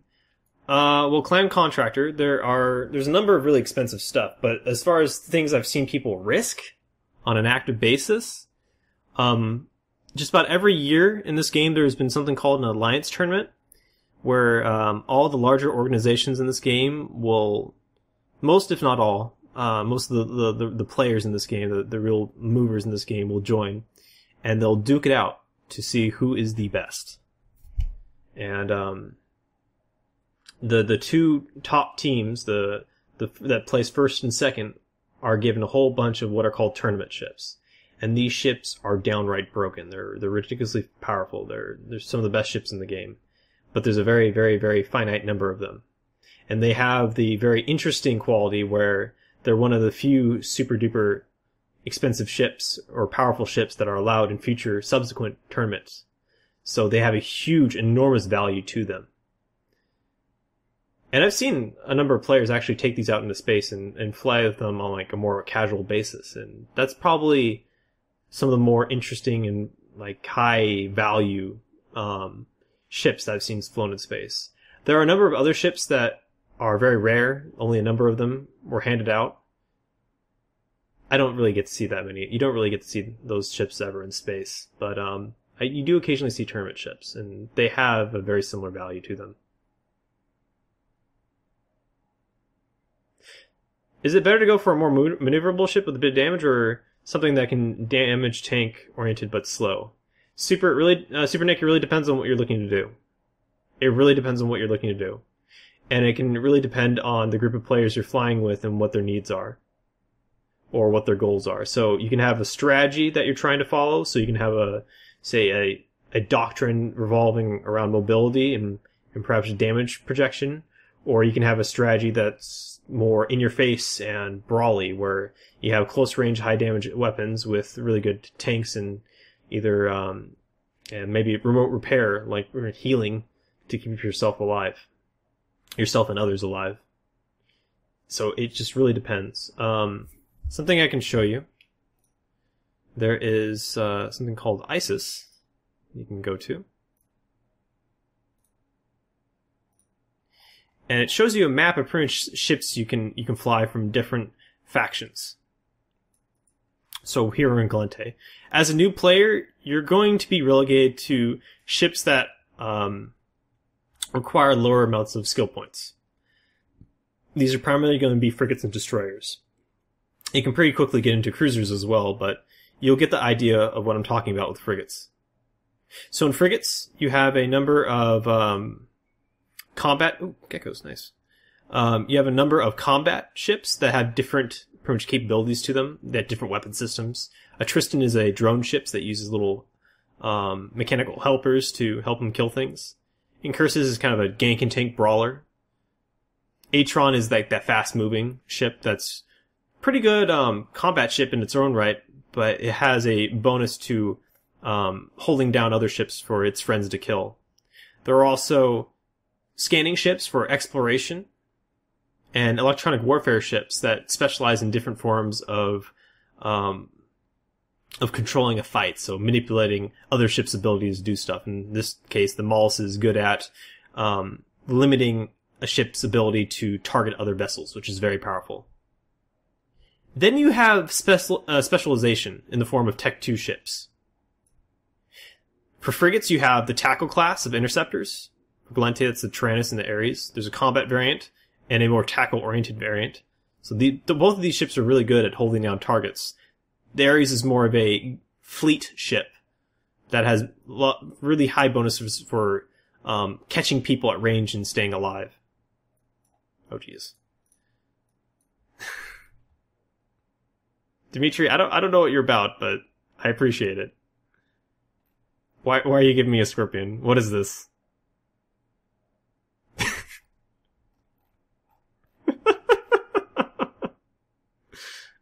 Okay. Okay. I'm being given stuff. I don't know who by, but I appreciate it. You also have assault frigates. These are kind of like more specialized versions of the Incursus, that gank and tank ship. One of them is geared towards hybrid turrets, or the popular turret system for Gallente. The Incursus is, that's the other one. The Incursus is, the Ishtar is designed to be using the Gallente's alternative weapon system drones. Covert Ops, again, this is the more specialized variant of the Imicus, that's the exploration frigate. The Helios does that even better. It's really good at cracking into PvE sites and making lots of money quickly, or locating players or objects in space. It's a really good recon tool. The Nemesis is actually another damage dealer. It's very fragile, but it can destroy larger targets, or it also has the ability to drop bombs, which are an AoE weapon. And then you have the Carries, which is an advanced version of the Maulus, which does an even better job of doing electronic warfare. All races have this sort of thing going on. They have very similar ships. They just do it in different ways, in different fashions, with different types of equipment. When you're starting out, you're going to be primarily in frigates, maybe in destroyers, and pretty quickly into cruisers.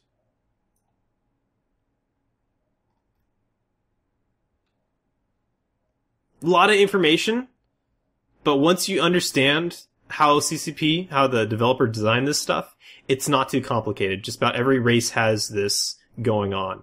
They just have different things, different ways that they accomplish their goals.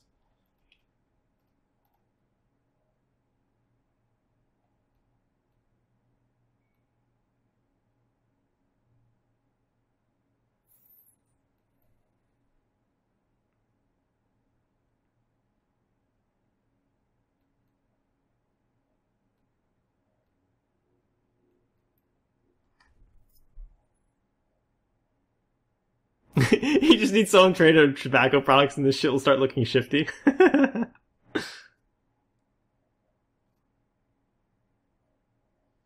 Queen, you're so trolly tonight. You're like the #1 troll on the stream right now. And you're unabashed about it. Like, what happened? Well, let's hang out after the stream. You can join me on the couch. We can talk. I remember my 200 DPS Raven. Oh, man. What was some of the really stupid stuff I did in the past? I know I was really bad with destroyers. Oh, God. Dude, who are you? What is your purpose?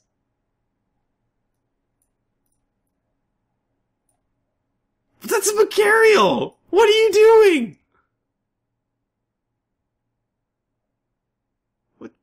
What?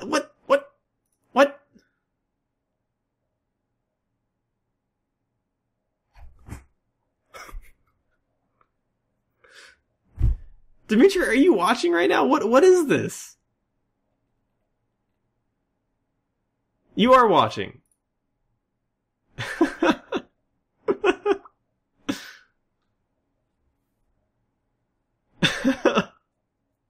Wow, okay. And this is an example of some of the interesting things that can happen with very generous individuals in this game, so. I'm being given expensive ships. I don't know why. I'm not gonna complain.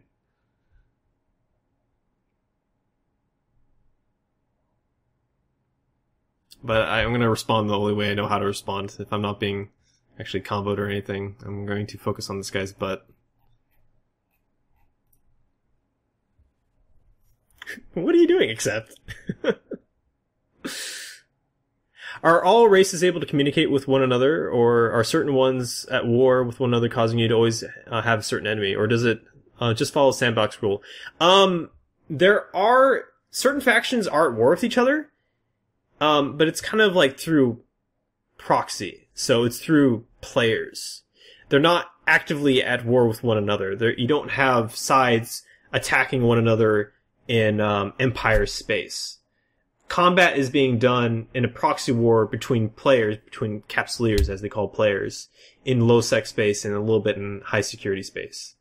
What this means for you as starting out, you can go into any area of Empire space, of high-security space, and as long as your standings with that Empire are good, when you're starting out, they're perfectly fine. There's absolutely nothing to worry about. It is something for new players to consider if they're looking to get into player versus player combat, that joining one of the player militias in this proxy war is a pretty good way to get into PvP. But yeah, anyone can talk to anybody. It's completely sandbox.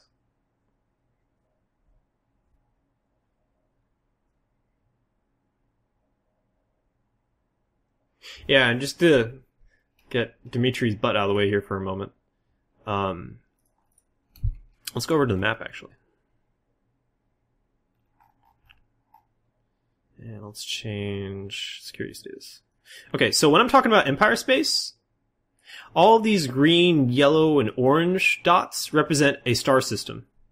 All those are part of Empire space. They're controlled by one of the 4 major factions in the game, NPC factions in the game. When you start out, you're going to be starting out in one of these zones. All the green and blue and yellow dots are considered high security space. They're PvP limited zones. All the orange and kind of darker orange dots are low security space inside these clusters. They're called low security space. The empires have less control over them. They're full PvP zones with some minor rules of engagement, some limitations. All these red dots are pretty much run by players. Some of them they're run by NPCs, but not really. Players kind of call the shots in all these systems. That's called null security space.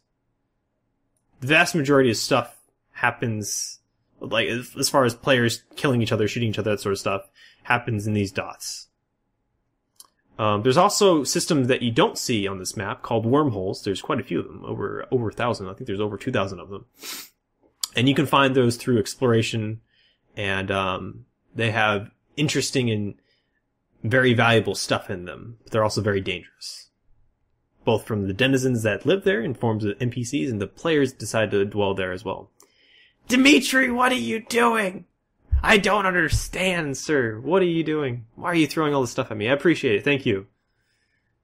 You're giving me more reason to throw away expensive stuff on a casual basis. I hope you're proud of yourself. I don't think I've ever flown a bar haste. I'm just going to jump into this really quick, just because I've never done this before. I've only done this, I believe, on the test server.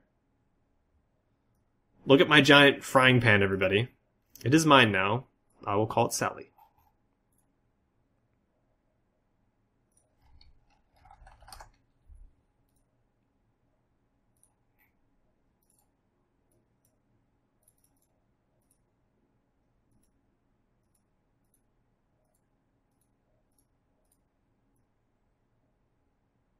It is very flat.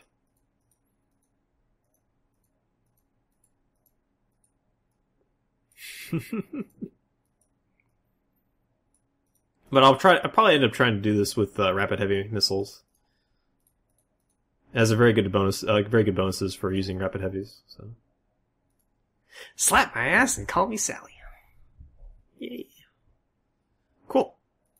Well, thank you. Thanks a lot, Dimitri. God, what in all did you give me? You gave me a luxury yacht, which I honestly don't even know what these things do. I know they can fit cloaks on them, and they look funny. What the hell?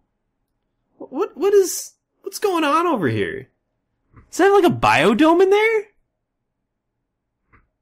Really?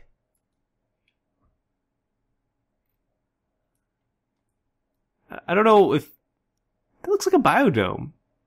Are these ships really that big? Holy shit. That's pretty cool.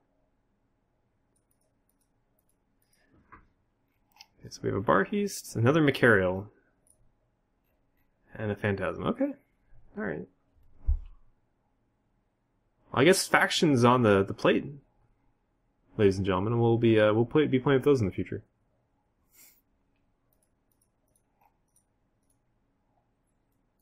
Anyway, what was the fitting of this thing? Can I fit guns and stuff? No.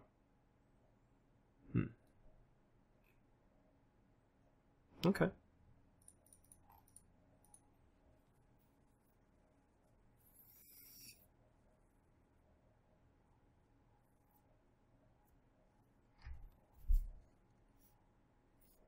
It's the ultimate in luxury.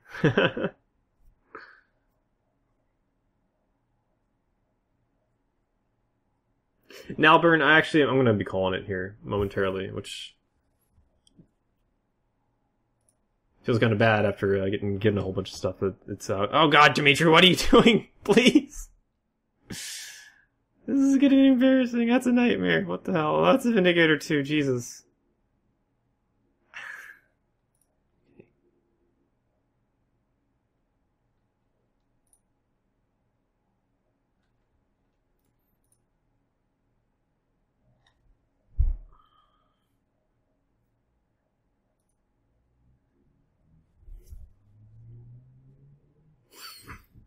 I don't know what's going on here, dude. Dimitri, what the hell are you doing? Okay, does it actually show up in... Okay.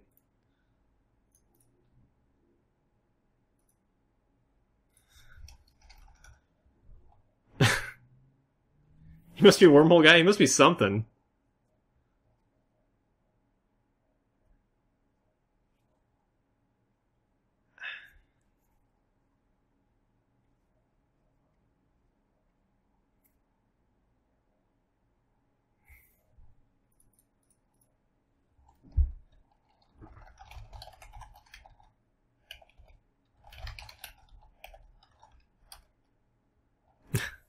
Alright.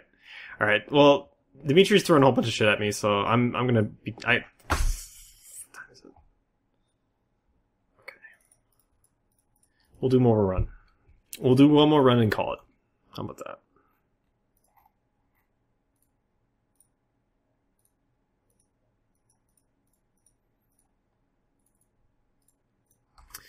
Stream is being very generous today, so we in turn will be a little bit more generous.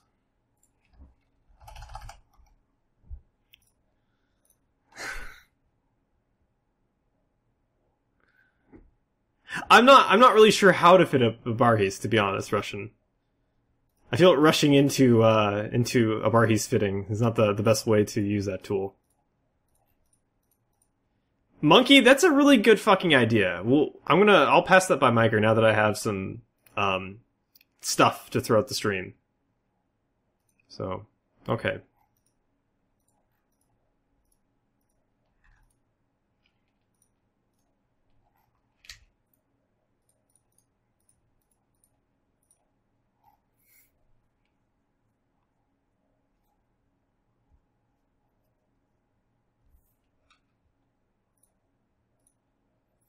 Okay.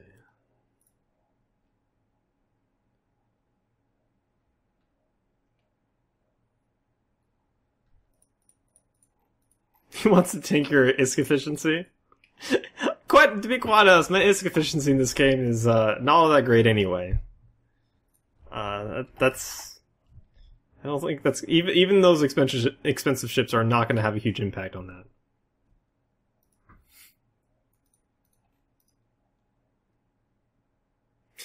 That's just it, Russian. I mean, the way I'd want to fit it is probably with a large Ansel Ripper, a couple ballistics, and a whole bunch of utility mids. I think that ship has 6 mid slots. I'd probably do MJD, point, scram, web, cap booster, something like that, but I don't know. Oh, you're with Sarn last night, Darth. Cool. We do talk occasionally, bump into each other occasionally.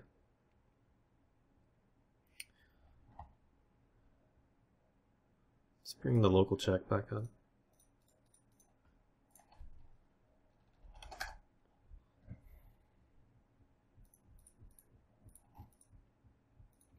Yeah, he's a cool dude.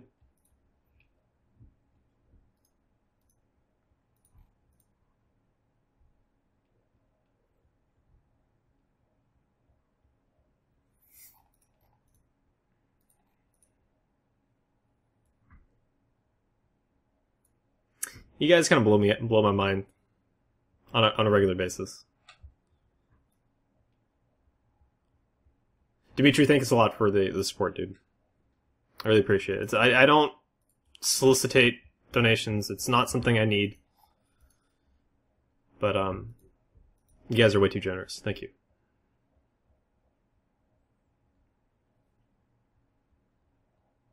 We'll be repairing when we get to the low sec destination, and I'll be popping drugs when I get there as well.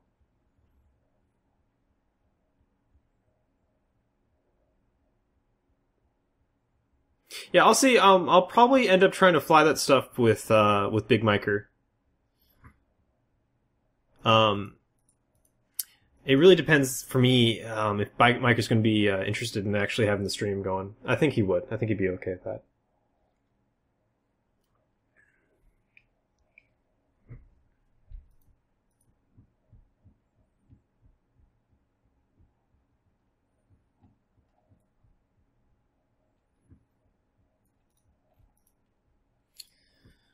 Okay. Drugs! Drugs! Drugs! Yay, drugs.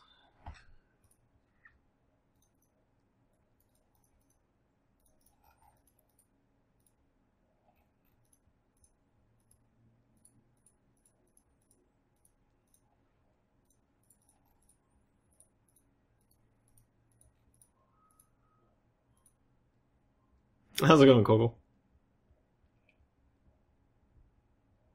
Yeah, Darth, we're listening to Buckethead right now, or some of their earlier albums. It blows my mind. They came out with like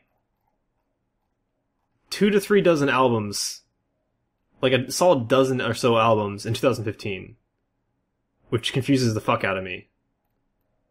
I don't know if it's all this style of content, but if it is, oh my god, I'm gonna be listening to Buckethead for like, the next month solid.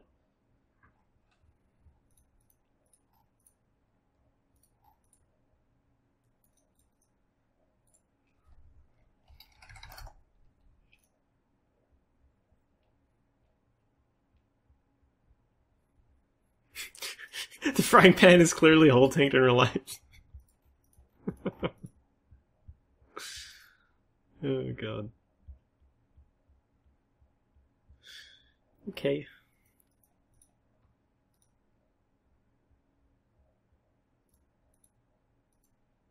Have I ever done MPSI, not purple shoot it? I pretty much always fly under those rules. It's only recently that I've actually been part of a kind of larger player corporation. It's a blessing and it's a curse. I mean, I didn't shoot these guys all that often in the past anyway.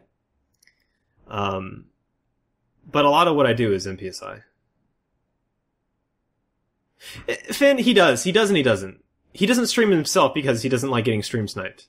And he'd have the same problem. In fact, he'd have more of a problem if I was streaming with him. So, it's just something I'd put past him. Like with Spectre Fleet. Not with Spectre Fleet. I've done it with, like, Agony Unleashed. But, Spectre Fleet, they do a lot more, bomber stuff, typically.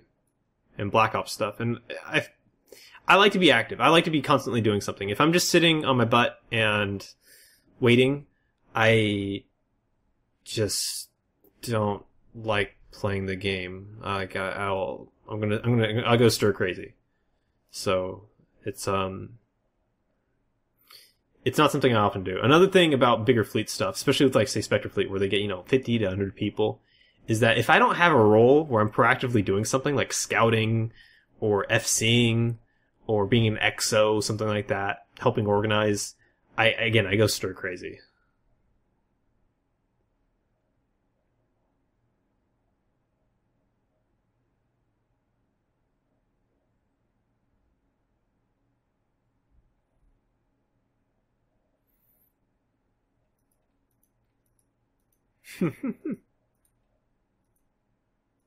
The Typhoon fleets were awesome. Whoa. Every time I went, I was in the Spectre Fleet, channel for a long time, and the only gangs I really saw coming up were Blop stuff. And, that doesn't really interest me. Oh, Tempest Fleet issues. Sorry, okay.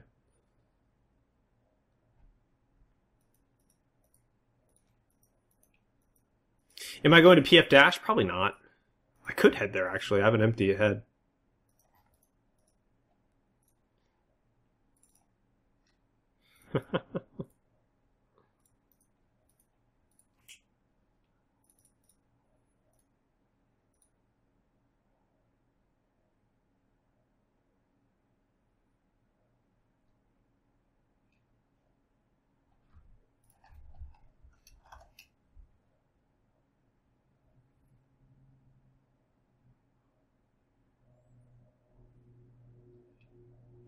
They did a couple of Trios Archons a little while ago. I might rejoin that channel then. Yeah, it's not often I do that stuff. I mean, another issue I have with that is that pretty much anytime I'm doing something like that, I'd like to be streaming. I don't know how comfortable they'd be with me streaming it. And if I was streaming it, I'd probably have to do a delay. It's not that big of a deal when I'm doing bigger fleet stuff. I'm not really, I'd be like focusing on the fleet stuff, but I don't know. We'll see.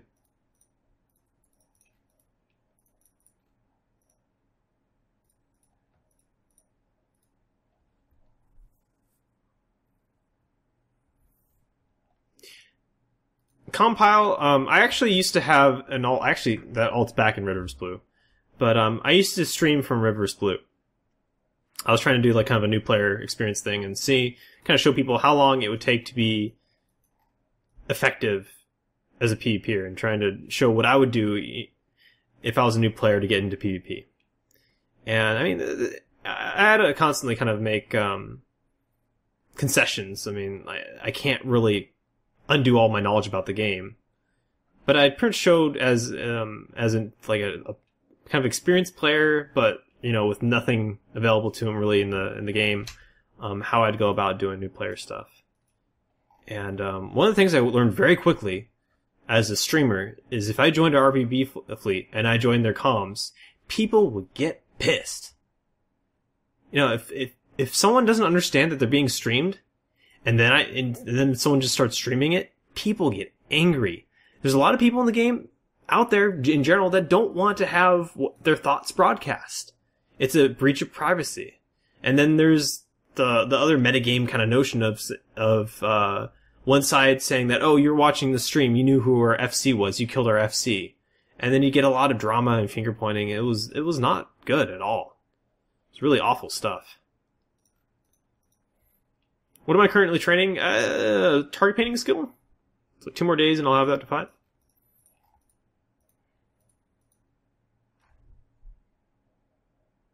Bruco, yeah. I mean, if you got a delay, you may as well just do that. But, I mean, that's not entirely true.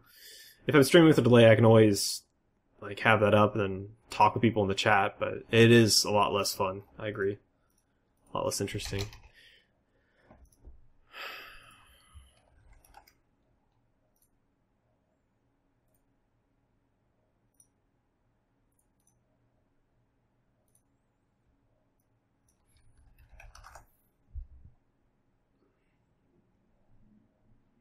I don't like this bug. This bug really bothers me.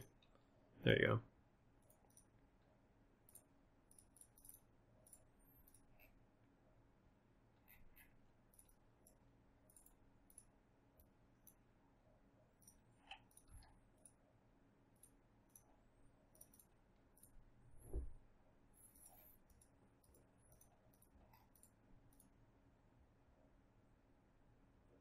Other things I've done with delayed streams, instead I just recorded them and then I played them at another time, and that way I could live just kind of sit through it with you guys and talk about what's going on and chat with you guys.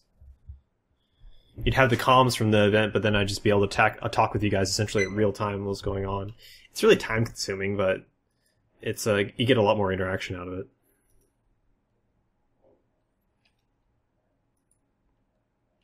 Evil didn't deal with stream snipers well, sadly. Who's Evil? What's Evil? Another Eve stream called Evil put a delay on his stream, and it ruined it. It really depends on the type of content that you do. Running around with a delay can be fine, as long as the content in and of itself is really good stuff. Like, if you have a fleet of guys and they're funny guys, they're constantly chatting, or you have a fleet of guys and they're just, really solid, top-notch guys and they're really good communication, someone can get some stuff out of that. But for me, pretty much the way that I create content for you guys, a lot of, I feel the entertainment that comes out of my stream is just the interaction of you guys with me and me guys with you. That's a big part of my stream. I mean, you got the Eve gameplay, and I think I have something unique that not many other people do. And shout out to Mr. Hyde for keeping BC and BS PvP alive and actually streaming it, having the balls to do that. But there's not many people that do what I do. So I mean, you have some kind of unique content for the game, and then you also have the personality of the streamer. And I think a lot of you guys come for some for the gameplay, but I think you guys keep on coming back because you have an interesting person to talk with, as well as the community that I've helped foster.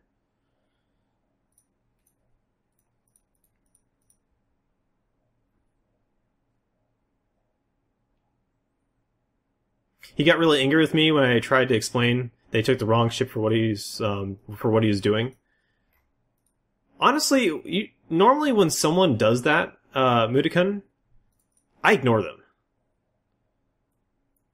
I mean, it's quite often that I'm flying like kind of poor ships or relatively underpowered ships, and I might fly them in ways that most people don't really agree with. And if someone comes into my channel and starts telling me how to do what I want to do, then let's just say if you don't have a relationship with that person, that you've been in their channel for a while and you've talked to them, that sort of thing, it doesn't really come across well. I don't know the context you're talking about. Maybe it's something very obvious, like he's trying to, I don't know, do kitey stuff when he has Afterburner fit. I don't know. But that's generally my take on it. And it might be his as well. Does ancestry or education affect the way your character develops? No, it does not. Not at all. It may slightly affect your starting skills, but again, it's not really anything worthwhile to know about.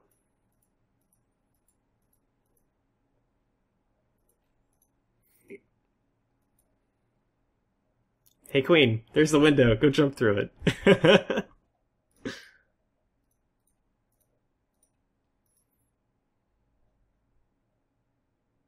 Pretty much your big thing, Super Nick, when you're making the character, just go with the character that looks cool to you. Go with the character that kind of like represents you, or how you feel your spaceship captain would look. That's all it really counts for.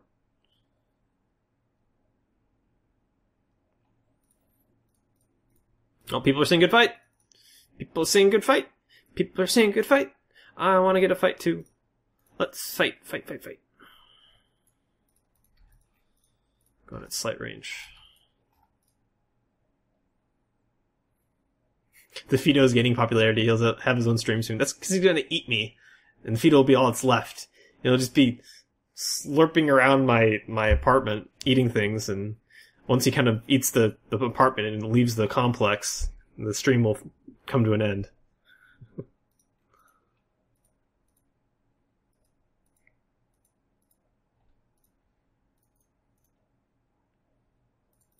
A couple of comments, okay. Are they at the medium? I doubt it. No. That's small. Nope. Novice? That's off scan.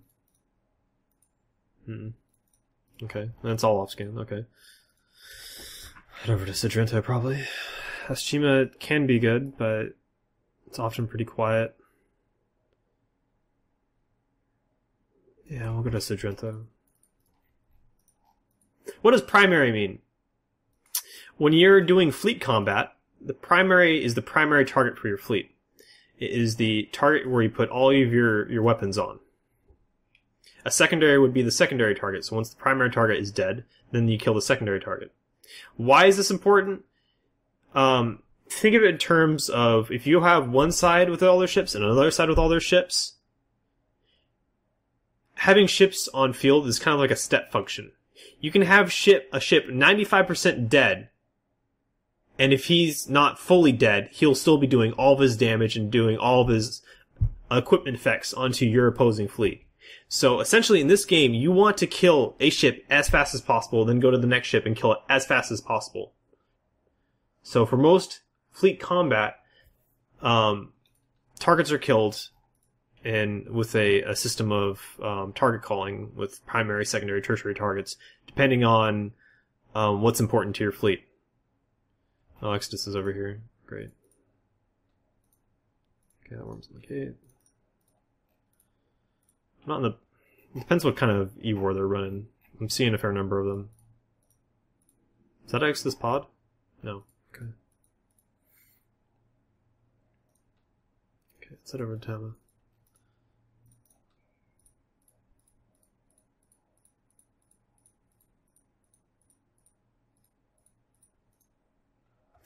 Their links aren't heading over here. Or at least I don't see them yet. This is the Exodus link alt.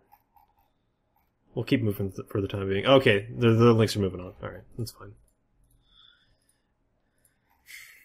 My Augur buddy would not be long for life if we went up against an Exodus fleet.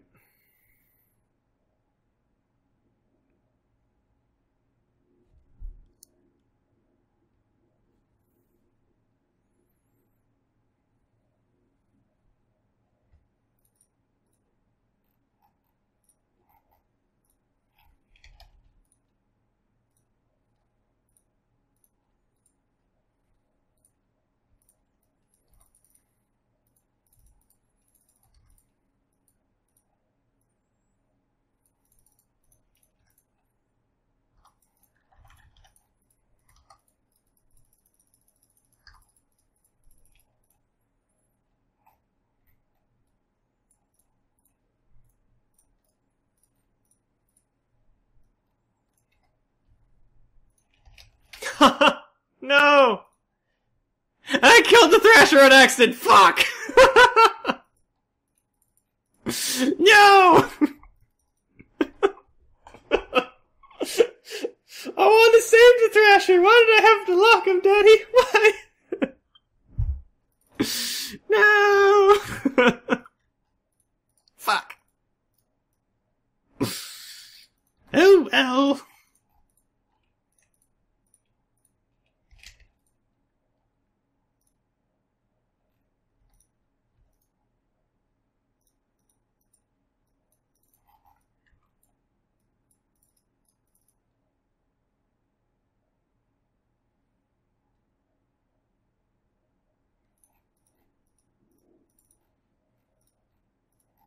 I think you wanted me to send him home, so I did it in service. Fuck! What kind of penalties did I get? Velocity penalty! Yes! It's my favorite kind of penalty.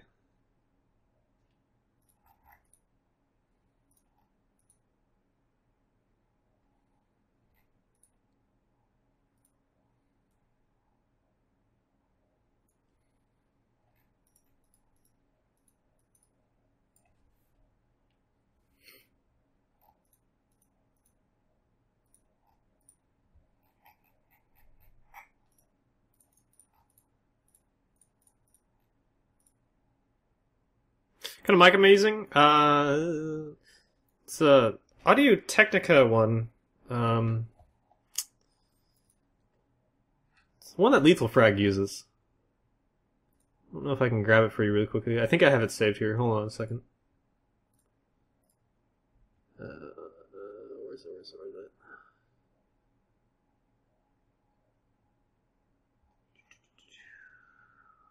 Is that it? No, that's not it. Fuck, where is it? I used to have it saved on my Amazon, but I think I no longer have that.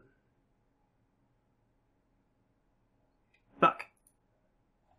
Yes, it's the AT2020. Yes, Finn may be able to help you with that. Okay. Nothing on scan. Probably head over to Kodama then. Let's do that. Or is it Norboken? I think it's Kodama first. For this route. Yeah, Kodama, then... Okay, yep.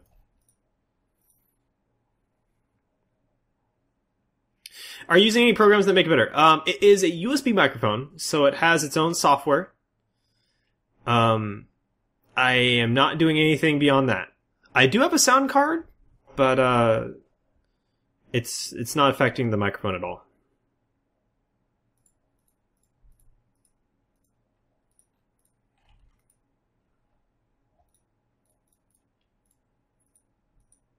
It's a fairly inexpensive condenser mic. It's like, I think, 60 to $80 depending on if you buy it with the sale.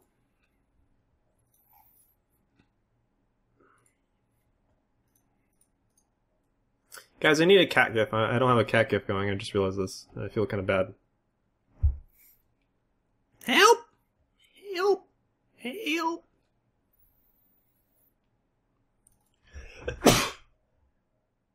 Oh, man.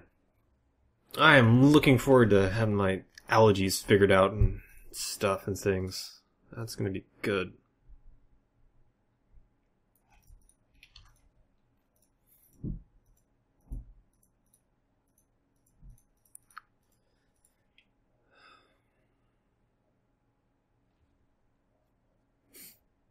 I'm going in tomorrow to get a, I think it's called a titer test. They're going to be, I'm guessing that, I think the way this works out, they poke you with a whole bunch of needles and they determine what you're allergic to.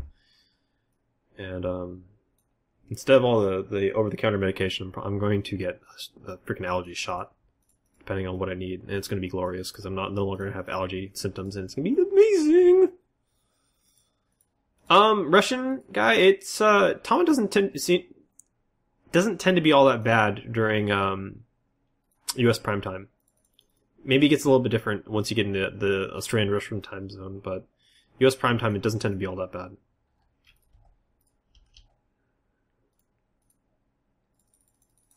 Single Tristan. Okay. I think Rizzado's the way to go from here. Still trying to learn this region.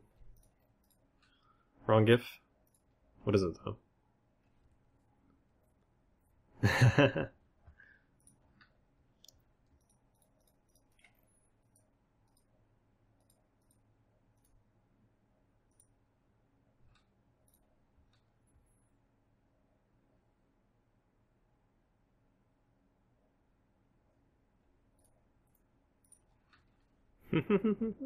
That's a good cat gif.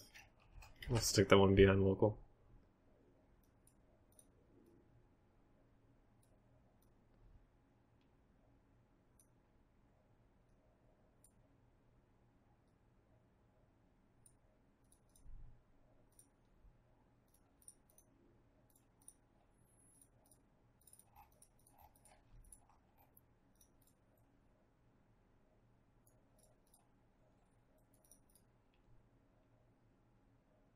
What's the insurance like on a Hyperion? It's a T1 battleship, so the insurance is pretty good. I think the cost is about 70 mil and the payout's like 230, 240, something like that.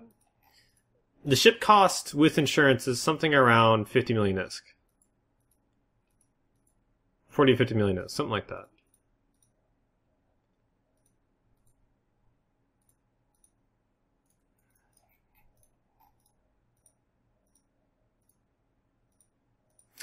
If your test indicates excessive allergies, consult with an actual dermatologist or you change your life and diet or whatever. Those prick tests are not very reliable. I'm pretty sure it's something that grows over here, Jason. I've never had issues with food. We'll see how that goes. I don't really know. Because all my allergies have occurred to me since I moved up north here. There's something that grows in a town nearby that just murders me when I head over to that town. So I'm guessing it's some kind of pollen. Maybe a grass pollen or something. Grass allergy. But, I don't know. We'll see how it goes.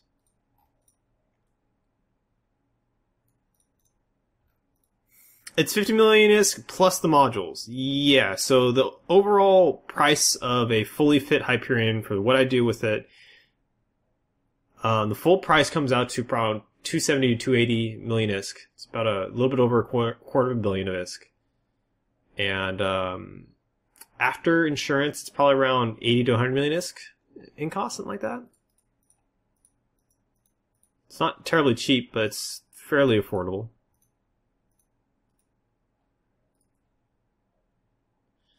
I doubt there's going to be anything of this large. I'm going to go do it anyway.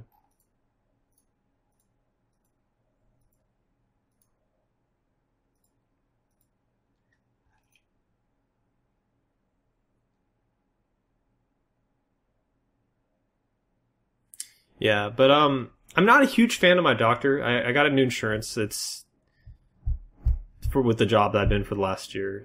It's a good outfit. They do a good job. I'm not a huge fan of the doctor that I've been paired with, but he does answer the questions. He's kind of like a dismissive kind of guy, which I don't like.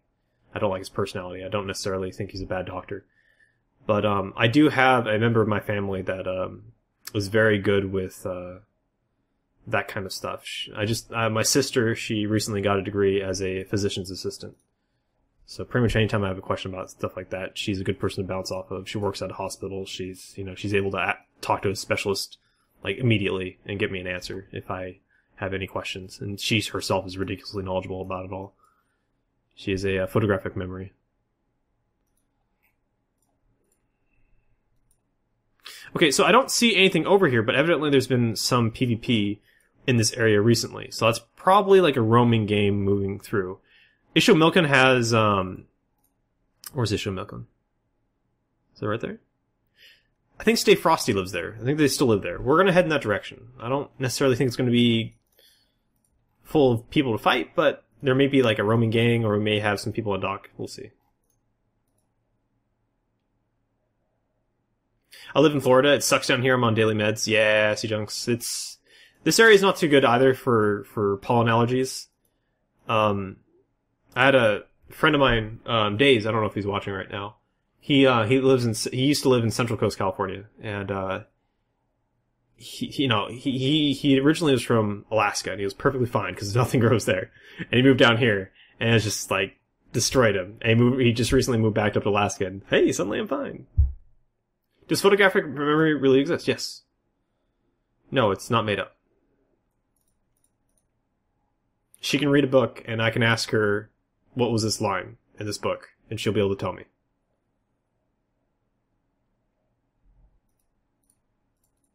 I have another buddy of mine that I used to play EVE with, and he could do that with conversations I've had with him months later.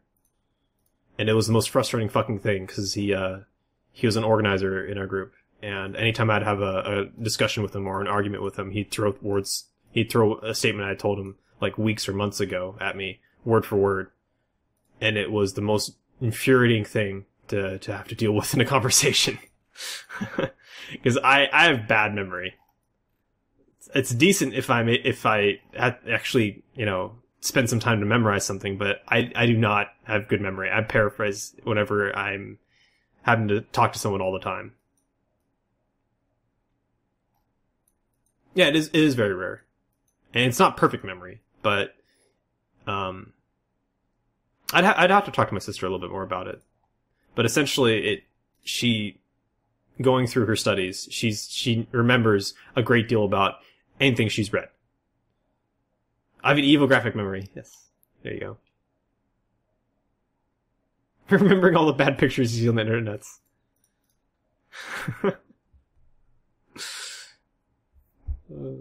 Yeah, that's what's it called? Eye bleach? Isn't that the? Yes, eye bleach. It's for when you have issues on the internet where you saw something that needs to be unseen. Go to eye bleach.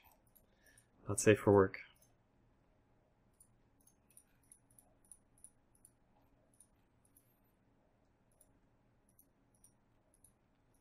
How many skill points do I have? 45 million is? 145? Something like that?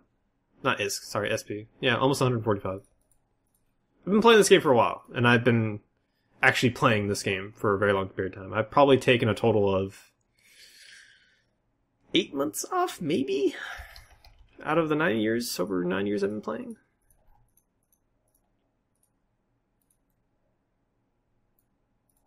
Okay, well, actually we still have a long way to go, I didn't realize. Okay.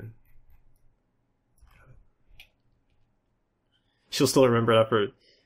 Yeah, but you can also choose to remember things and choose not to think about things. Just because you have really good memory doesn't mean you are burdened with always thinking about something.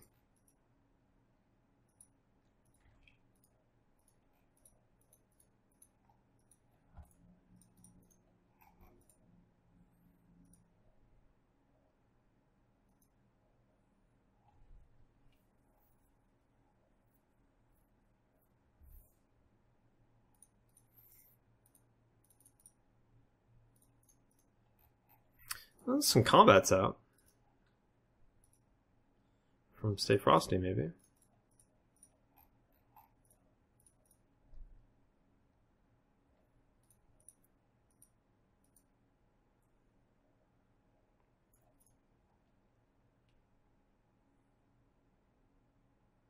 Dwarfsman 22. Okay, not that many Stay Frosty guys. And nothing at any of these plexes. Oh, this is gonna be a bust! No! This time zone, man, this time zone. Like the Pacific, like the West Coast prime time for US prime time, it can be so hit and miss. It can be great for the style of PvP I want. You tend to get a lot more really small gangs and solo PvP fights. But it also can mean that just no one's playing, and it's a Monday night. It might be a holiday for the folks in the United States, but that typically means they're spending time with family. So it's kind of the rough thing about PvPing on the weekdays, especially on Monday.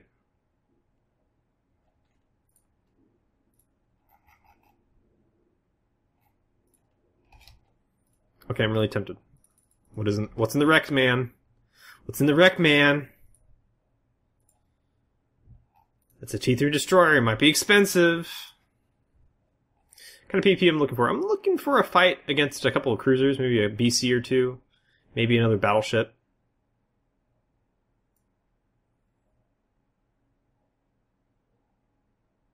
I'm burdened with always thinking about the weather in Los Angeles.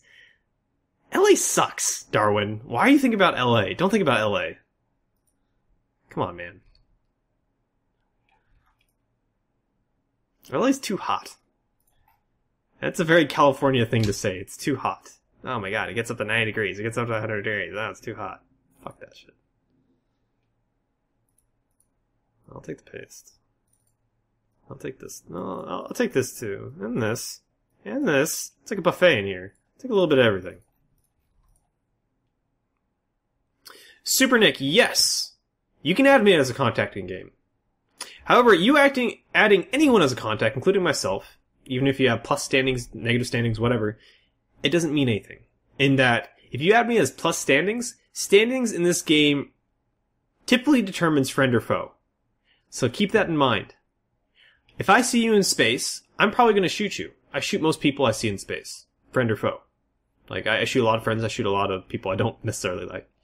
So, maybe set me as a neutral standing, something like that. Once you figure out your overview settings, what pretty much this overview is over here, which shows you where what things are in space, where they are, if they're close to you, who they are, and whether they're bad guys or good guys.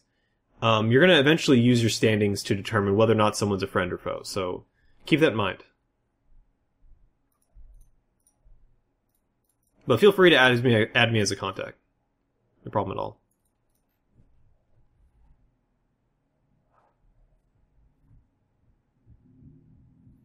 I love LA. Oh, man. I've never lived there, Darwin. So, there's that. But in general, I don't like that area at all. Mostly due to traffic, and mostly due to the climate. Not my jam, man. I'm not saying NorCal is that much better, but I prefer it.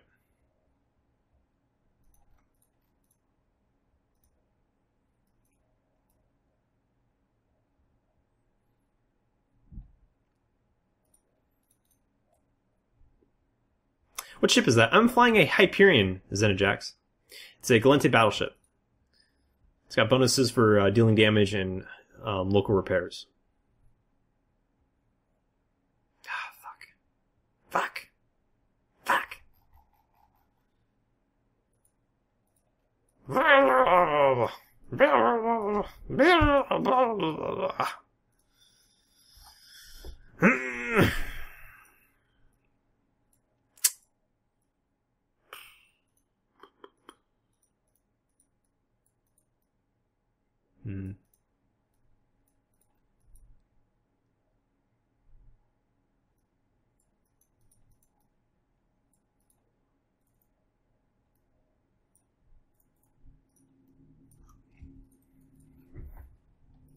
Come to Canada! You got 40 degrees summers, 100 degrees Fahrenheit, and negative 40 C winters. Don't know about Fahrenheit. Best of all worlds.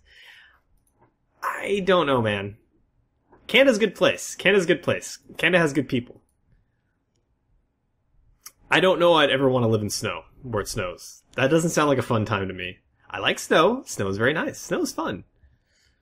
I've never lived in snow, nor do I ever really want to live in snow. I think it's bad enough living right on the coast where you have to deal with salt air.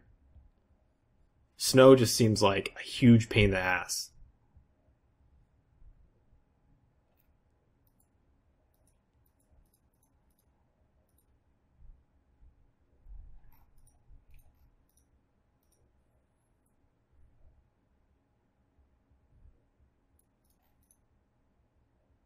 Sneaky Fool, I mean, I've pretty much been doing that. It's just really quiet. I'm just doing a loop, seeing what I can see. And if I don't find anything, well, that's that.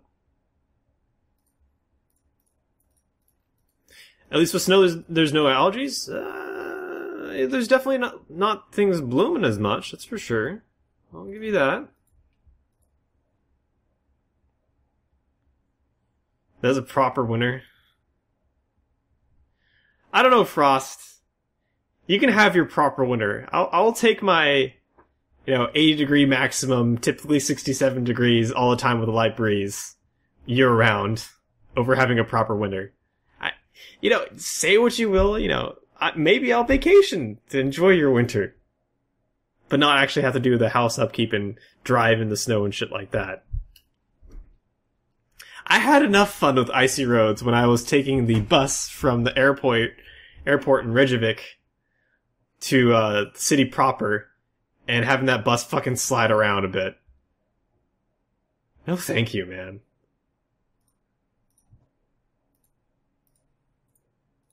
No thank you.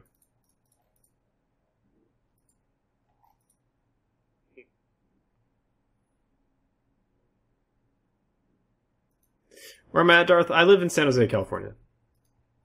It's in the Bay Area. It's not too close to the Bay itself. It's like, it's fairly close. It's maybe 20 minutes away with no traffic.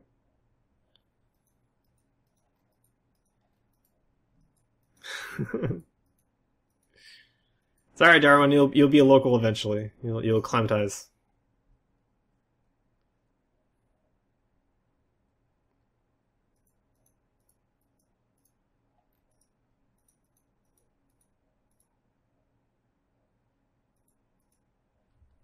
I'm required to love syrup for Canada? Yeah.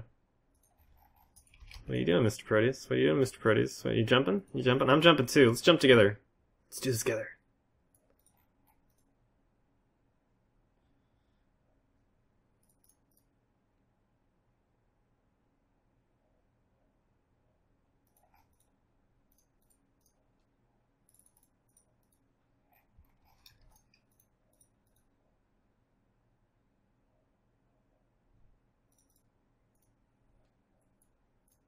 No, I'm in high sec. But I'm suspect. Ooh. Where's that?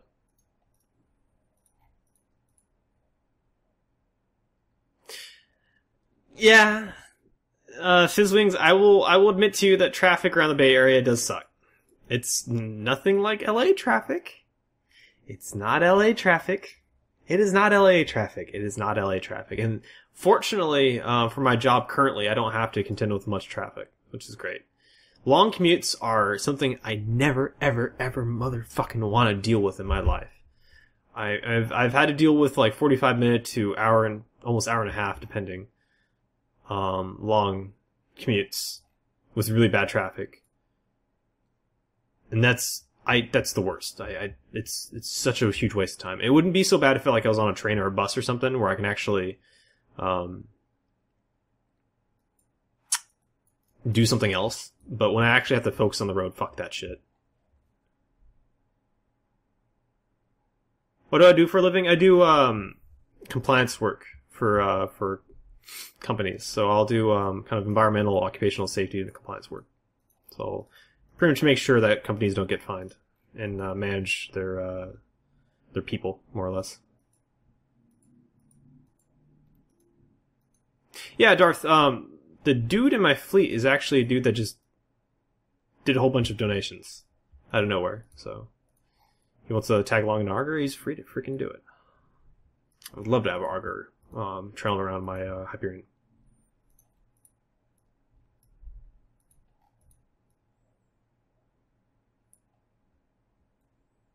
Where I live, we got 40 inches of snow in 12 hours. Oh, jeez.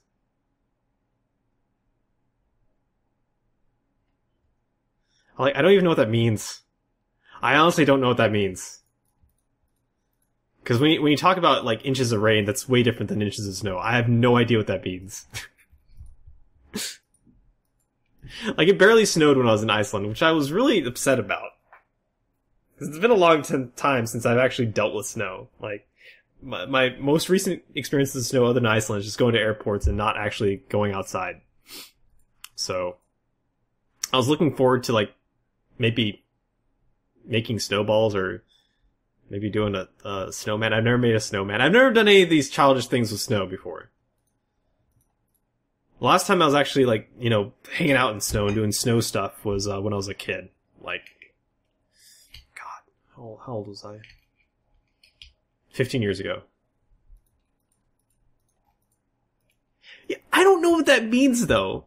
I understand that it's 3.5 feet, but I don't know what that means. What does that mean for you? Does that mean just don't go outside? Does that mean, like, you put on some sort of suit that heats you up and you just start swimming through it or something? I don't know. What is that? What is that? No, you can't have my drugs. They're mine. I'm gonna eat them now. They're delicious. I hope you get some too. Get in my belly. What? Oh God. What have I done? What? What is this message? What is this? I'm printing a fucking screenshot. I've never in my life seen this in this game. It requires a qualified physician to remove anything plugged into yourself. Okay. I didn't want to remove the drug. I quite like it in my body. What? What did I do?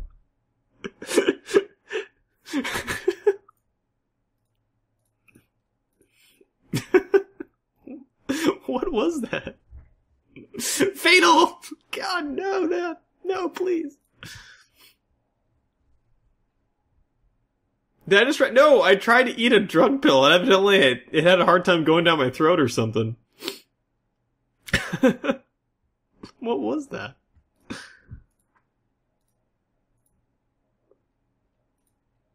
Oh no, it definitely made it down there. It's effectively a part of me now. I've become one with the Exile booster.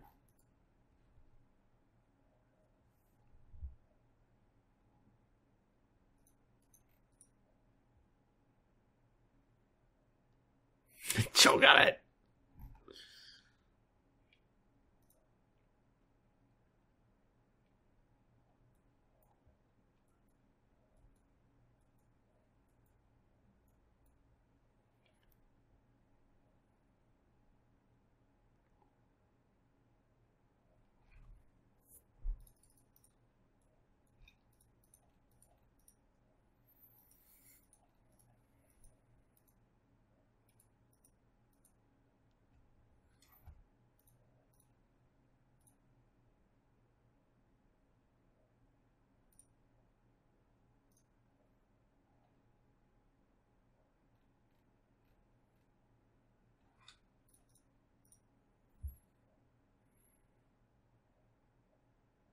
Do I play guitar? No, I do not. Loud noise. I do not play. I don't play any instrument.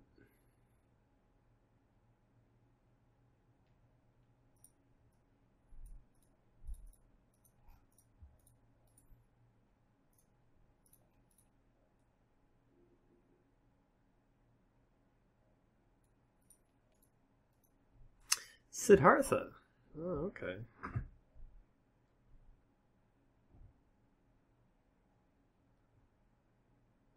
That was a yeah. Now that you mention it, though, that's there's a corpmate that used to be in my the player corp I ran some time ago, and when he originally was coming to my corporation, he just owned up to yeah, I've done scams in the past. Like, okay, no problem. I just won't give you any roles. No big deal. And it just so happened this guy was a guitarist,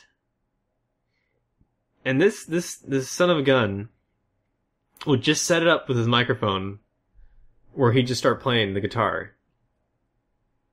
And the guy was really fucking good. He'd just play for like an hours on end. Just play for us while we're doing stuff, like waiting for something to happen or running around in a fleet or something like that. Really cool stuff. Oh, Super Nick, I'm glad you're enjoying it.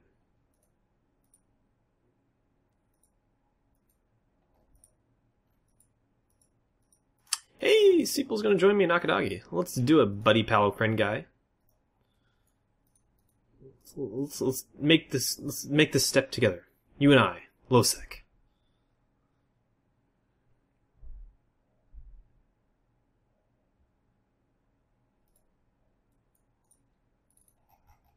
He is warping. Okay, no big deal. There's no one really in here. Okay. Well, we're just gonna fast track it back the way we came then.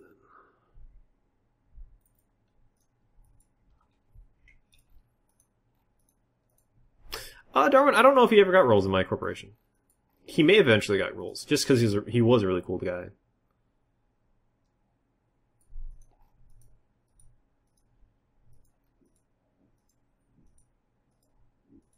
I don't know if he'd ever gotten roles into like the couple billion-esque hangars that we had for mods and stuff for people to fit things with, but it's not that big of a deal of a loss anyway.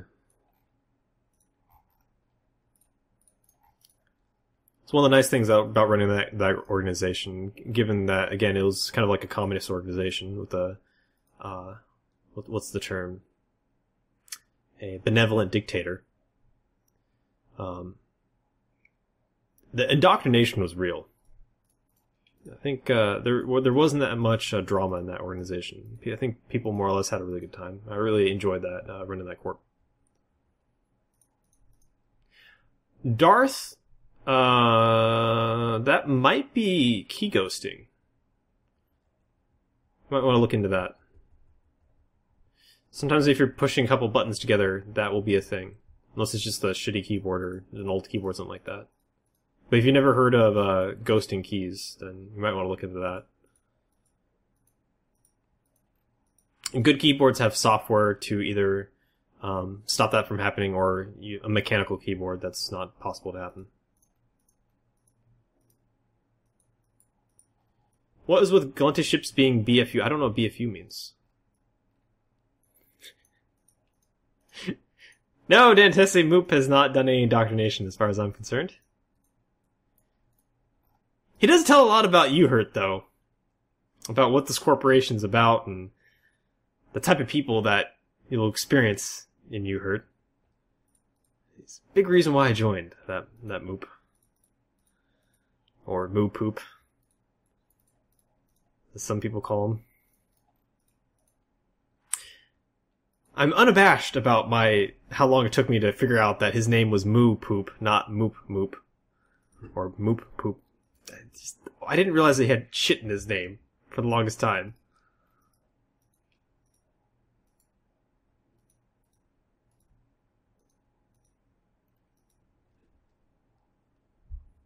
She swore off E forever? No, Darwin! What have you done? What have you done? Yeah, Darwin, he got married.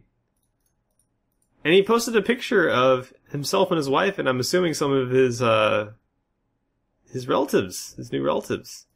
And it's an incredibly photogenic couple, and I'm very jelly of that. Darwin seems to be a very lucky guy. It was on the Twitters, Dantese! If only you followed the Twitters, this would not have been an issue.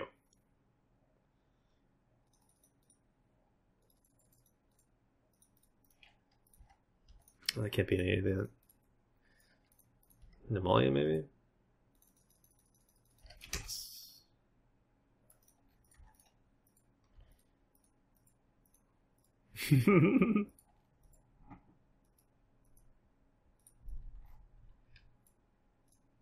Fuck, it jumps. And I already warped to it at 10. Alright, we'll see what's going on in Nemalia. Maybe he's part of a gang or something like that.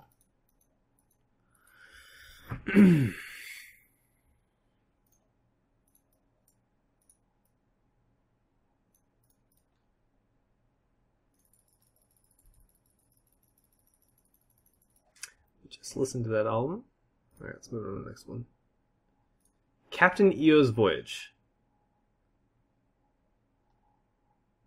So these, I have no idea what to expect.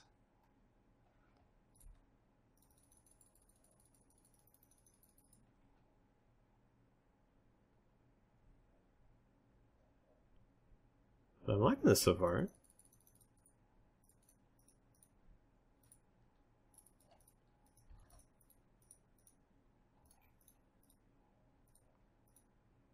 Yeah, okay. Yeah, well, if you end up picking up a new keyboard, just make sure it has anti-ghosting features to it, whether or not it's mechanical. A lot of people don't like mechanical keyboards because they're noisy. Little springs to them and everything.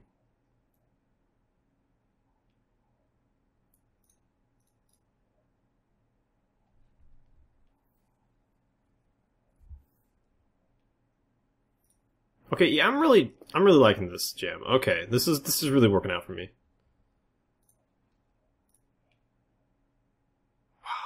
Okay, this is really working out for me. This is right up my alley. Nice. My mechanical is not noisy, sir. Can you link it, Frost? Out of curiosity, what kind of mechanical keyboard do you have?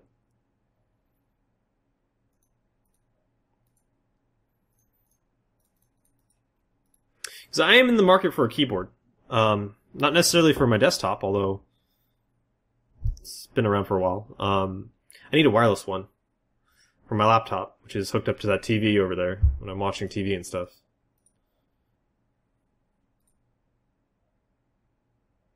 Only the blue switches make sound. But the red ones go faster, so always go for the red ones.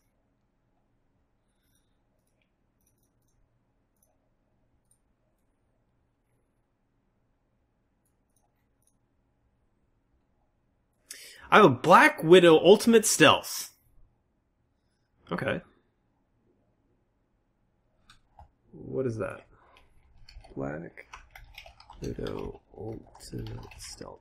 You know, pretty much everyone I've talked to that has picked up Razer gear has enjoyed the Razer gear. I have picked up one product from Razer. It is a mouse, and the mouse wheel on it was bad. And it had been long enough where I did not have the option to return it, and I was very bitter about that. It felt like a good mouse. I had nothing really against it. Although I did say at that point, I was very used to my Logitech 510 and the weight of that mouse. Quite like the heavier mouse, but yeah. Okay, Finn, you hate Razer Gear. I don't care. I really don't care. Okay, so that's a wired keyboard. All right.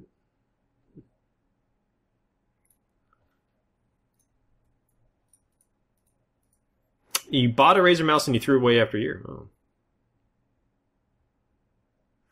After 2 years, you got a double click button. Never is again. Oh my gosh! Oh, now we have now. Oh god, what have we started? No, no, not the Gaming Gear Wars. Please, my friends, let there be peace.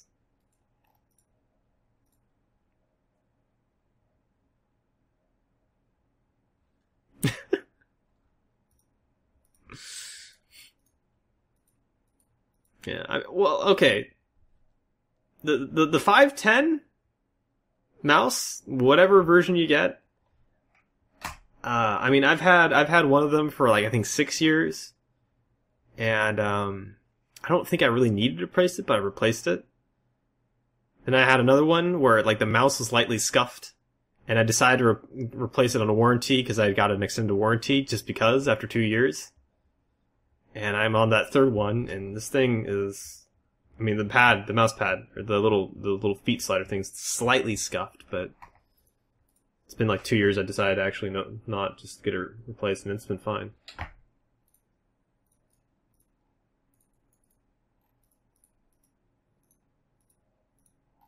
And it wore out after a year, but you loved it. Yeah, I've had I use the shit out of my MX for my 510. I mean, I don't know how. Oh, years. Gotcha. Years. Gotcha. Yeah, I mean, they seem to be really well put together. I've never had a mechanical failing of the mouse. But I mean, if yeah, whatever works for you. If you had Razer Gear and it really works out well for you, that's great. I mean, I'm using a Razer mouse pad. I've been very happy with that.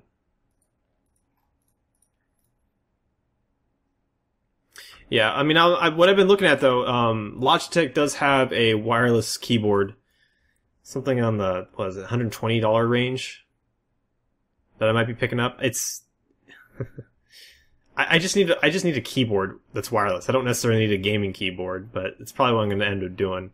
I've never owned a wireless product, and I understand the battery life in those things isn't all that bad, but it's curious to me.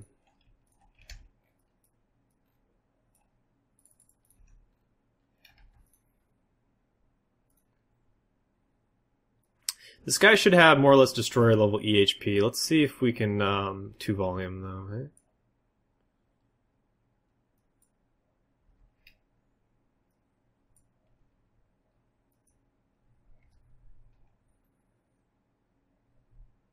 No, he jumped. Almost.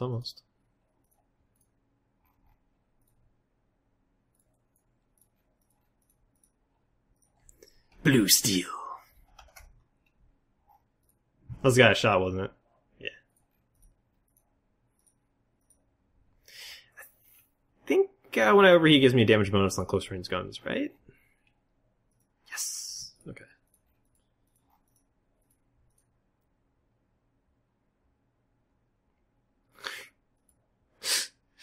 Finn, stop. Stop.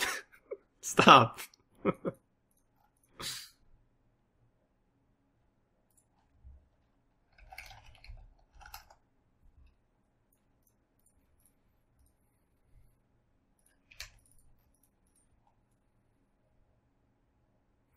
Do I ever use a dual pipe? Yes, Cian. Actually, there's a video on the my YouTube page in the highlights section that shows a really fun fight I had a dual pipe. This is only recently that I've been starting to run around in a single rep gank Hyperion. I've been enjoying it. I've been enjoying it immensely, but normally I run around with a 2 rep Hyperion. Yeah, Coco. I couldn't quite tell.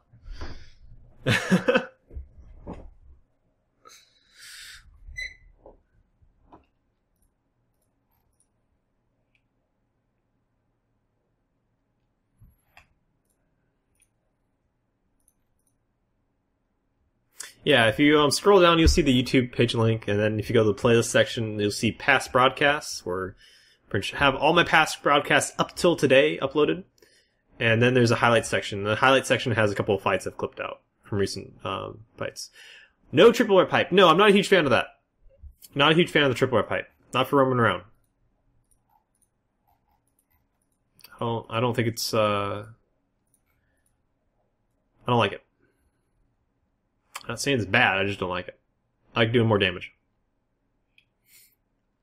In fact, I feel like I have more success the more damage I do.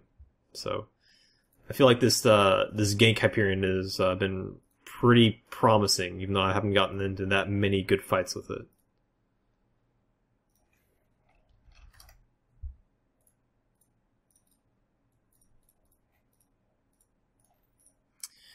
I mean, I've done triple reps Hyperions in the past. I've even done a quad rep Hyperion before Ensil Reppers came out.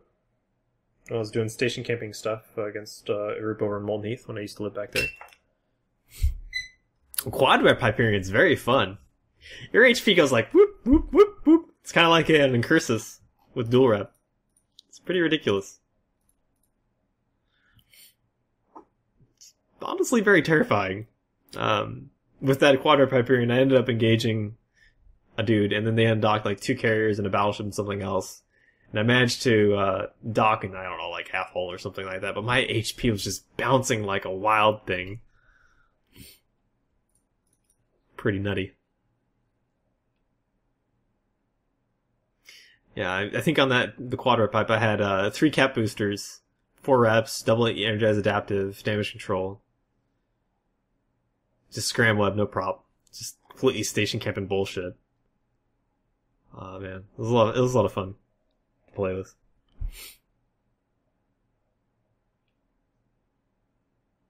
It's a big ship, Arrowseeker. It's probably the biggest battleship you're going to see in the game, since they've toned down the size of the Machariel. It's a ridiculously large ship.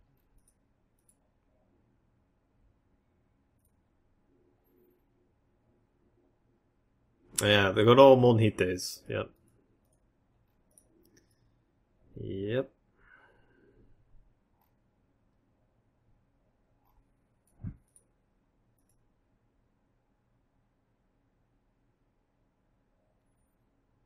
Oh, man, I am so glad that I picked up freaking Spotify and I'm able to try out all these new albums. I've been listening to the same 2 albums from Buckethead for, I don't know, 5 years now? Something like that? And I have like a solid 20 albums, 20, at least 20, maybe even 30 albums to go through. Oh, it's gonna be so good. I'm looking forward to this. They made the Machariel smaller, yes, Coco did. That happened some time ago. They think used to be ridiculously huge, and they toned down the size a little bit. I thought the Abaddon was similar in size, not slightly bigger than the Hype. I think it is shorter. I know, Kogel. Well, I didn't really have a reason. I had Groove Shark and it was free. And then one day, one fateful day, I clicked on my link to go to my Groove Shark playlist of several hundred songs. And then, lo, what do I see? Shut down due to copyright issues, cause we didn't pay for our shit. Damn it. Well, I knew it wasn't gonna last forever. What are the alternatives? Hey, I know that Fintaro guy does Spotify. Let's look that up. What? 3 months for $3? Yeah, he got me hooked, sure.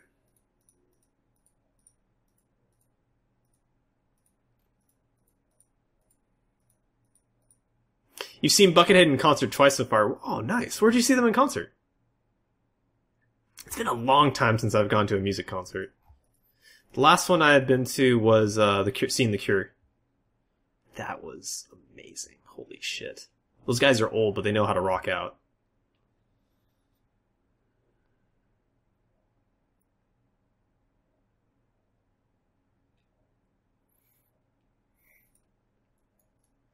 Oh man, dude, God.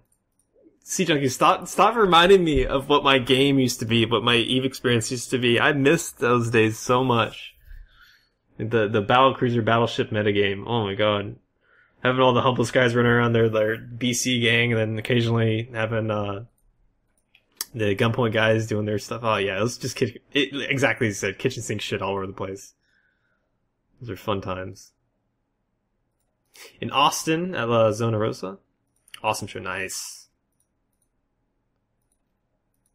Yeah, people running around in solo Hyperions and Maelstroms. Yep.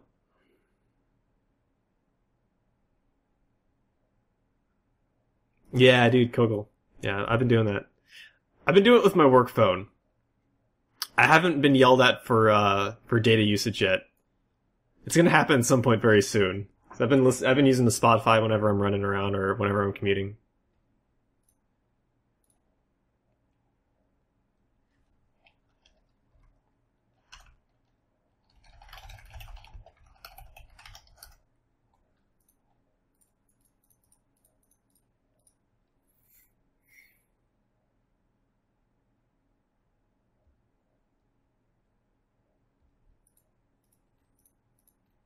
Why no Pandora? My big issue with Pandora versus Spotify is that I don't want randomized music.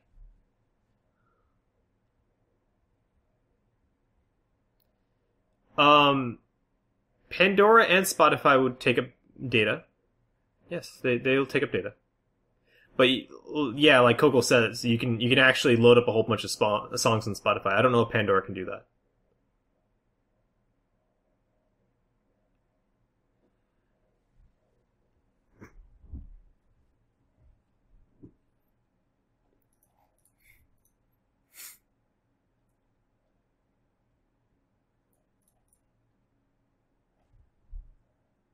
I've used Pandora and still use Pandora. I think Pandora is pretty cool for exploring music. But I do feel that, like, after about, I don't know, a couple hours of playing a particular station that's based off a band, Pandora starts taking weird turns. And, one thing I've noticed about Pandora stations that you build up, if you start liking or disliking songs, it starts getting really fucking weird. And it gets to the point where you just always have to like and dislike, or else Pandora's gonna just play songs that have no real relevance to the original artist that you built that original artist or song you built that playlist on, which is kind of poopy. That's my experience with it anyway. But yeah, I still use Pandora.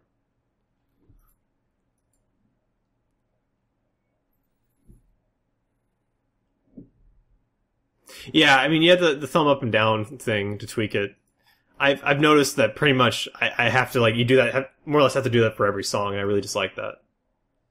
Maybe that's not actually the case, but that's how I felt about it. Because it'll just start going on really weird music paths once it says, oh, you like this song, but you don't like this song. Well, I guess you like this one, right? No, you don't like that one. I guess you like this one, right? No, you don't like that one. Yeah.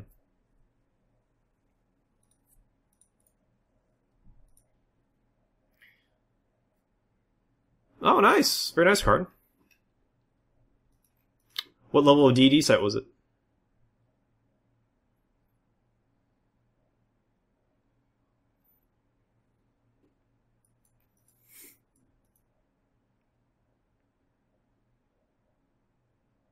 Alright, well, here's a question for you guys as we're kind of wrapping up the stream here. How many of you guys are going to be doing eVegas this year? Can I get a show of hands of people going to eVegas? Because I went to eVegas last year, and I had this many people come up to me and say, hello, hey, Sarcade, I see your stream. That many people. I thought that was kind of sad. Because I know there's people that said they did go to the eVegas, and they may have actually saw me, and they just didn't actually approach me. Which I thought was really lame, because we're all nerds. Finn's going, that's right. That's some bitch. He's finally going to one of these events. I'm so happy. It's gonna be awesome to meet you, Finn. I'm looking forward to that. Also, I'm looking forward to hanging out with you, too. What you're talking about doing in Vegas, going to see a whole bunch of arcades and everything, I haven't been to an arcade in so long. It sounds fun. I want to do that with you. Let's go to a bunch of arcades and spend a bunch of quarters. Fuck yeah, I have a job now. I'm just gonna bring like a bag of quarters. So either we're gonna go to arcades and just like play a bunch of games, or we're getting a street brawl, and I'm gonna just punch people with like, $10 quarter rolls. Cool, maybe? Oh man, I hope you do. I did meet PL dudes. In fact, I met Mug Bravian last year. And Mug's actually a really cool dude. I had never heard him. I never really talked to him until then. And I ended up talking to him at, I think, the party of the Paris place or whatever. He's pretty drunk. We talked about Eve. It was fun. I think I actually got like a group photo with him. I never found out where that went though. They can come and hug me. I'd be okay with that. Bunch of greasy nerds. I'd be okay with that. We've already been looking up arcades, and the plan is to also hit up street food vendors and a burlesque show. Okay, I went to Absinthe last year. Best show I've ever been in my life. I don't know if you have a different kind of show you want to be going to, but Absinthe is top tier. I really enjoyed that. I don't know if you have something else that you picked out. I know you're down for a good brawl, Finn. It seems like every other day from your job, a kid's punching you in the face.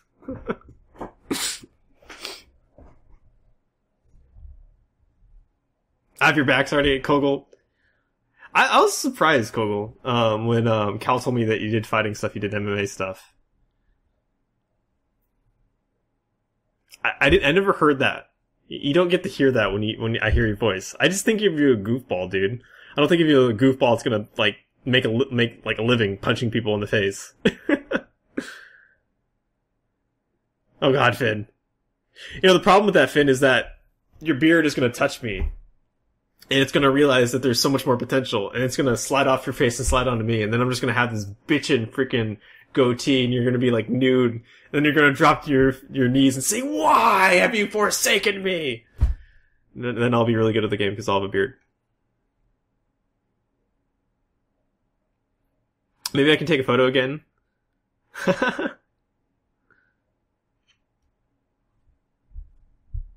guys have to look at the Pinball Hall of Fame in Vegas. Man, I haven't played pinball in a really long time. I've been watching Lethal Frag do his pinball restorations and occasional weekend pinball streams. It's been kind of cool stuff. It's chill. It's not usually what I like to watch on Twitch TV, but it's interesting content. The beard is to make up for me having no links. Nice. Well, you can grow it back. I can't. I can do a light stubble after like a week.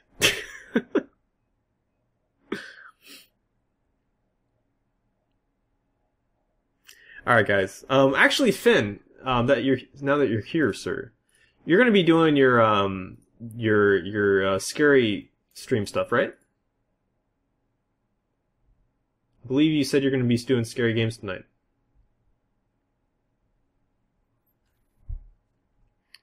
Were you thinking about starting that anytime soon?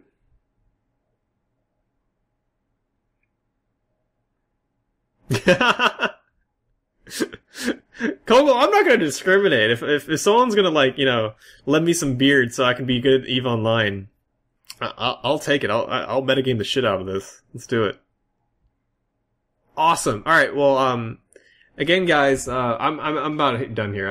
I've actually streamed far more than I expected to stream tonight. Hope you guys enjoyed it. Again, Dimitri, I really appreciate the donations. Again, I don't ask for donations. I don't really expect anything coming back from you guys. The only thing I really want for my stream is just to build up a community, like a welcoming, friendly community that takes to pretty much EVE Online with a lot of care and support for the kind of new players and people that are looking to get into PvP. I base this stream off of my old blog that I used to write, and that blog basically was trying to explain PvP and kind of educate people about PvP so everyone can be better, so there can be more competition going on. So, I mean, that's my goal and focus is pretty much to provide an entertaining broadcast and kind of build up this community that's friendly and open for people to come into. So I really appreciate it. I really appreciate just you guys coming out here and watching. There's no requirement for people to put money in or anything like that. I don't expect anything like that. So anyway, thanks for watching, guys. Today was our Monday broadcast. We did a little bit of European primetime because I had a day off. It was good. Pretty relaxing. We're going to be live again on Wednesday and then on Friday. Guaranteed. It's on the schedule. Every freaking time I mention the schedule, I ended up talking about the weekend, and I'm not really sure where I'm going to go with the weekend. I'm probably going to strike the weekend off my schedule because I never really know when I'm going to be live. Now, I've been live for almost every day in the past week or so that's something. But, we'll see about the weekend. I mean, we have AT stuff. We had the rules finally announced, so we're going to be doing more official AT practice with WeHurt between the Rifterlings and UHurt, trying to get ourselves into more tournament shape. So I'm not really sure how it's going to be affecting my weekends or even my weekdays. I might actually kind of shift around the stream schedule. But we have the stream pretty much guaranteed on Wednesday and on Friday at 6 p.m. Pacific. 6 p.m. Pacific, which is, I believe, is around 1 a.m. Eve time. And I'll probably be doing a podcast relatively soon, probably around later this week, maybe around the end of the week. We did our initial little podcast experiment with Rick Javix and Baki Sandwiches talking about the Recon Unscannable bonus. Not really sure what we're going to be talking about next, but maybe something to do with the up-and-coming changes coming to the game, or maybe some more recent changes. Not really sure what we're going to be doing with that, but I really like the whole podcast sort of thing. I thought that was pretty enjoyable. But other than that kind of stuff, nothing really else coming up for you guys. Just make sure to hit that follow button if you're new to the stream. Follow on Twitter if you have a Twitters. Twitters is preferable for if you guys are looking to see whether or not I'm live. I pretty much post there if my stream schedule is going to be changing due to work or other reasons. So, I recommend that you guys join up on Twitter for that. And, other than that, guys, thanks for watching again. Fly Reckless, and I will see you guys on Wednesday. And I'll probably also see you guys for a little bit over at Fintaro. I'm not going to be sure what kind of scary games he's going to be streaming, but it's a pretty enjoyable experience with streamers that you follow when they do something funky like that, and seeing them squeal like little girls. It's good stuff. So I'll see you guys over there. Thanks for watching.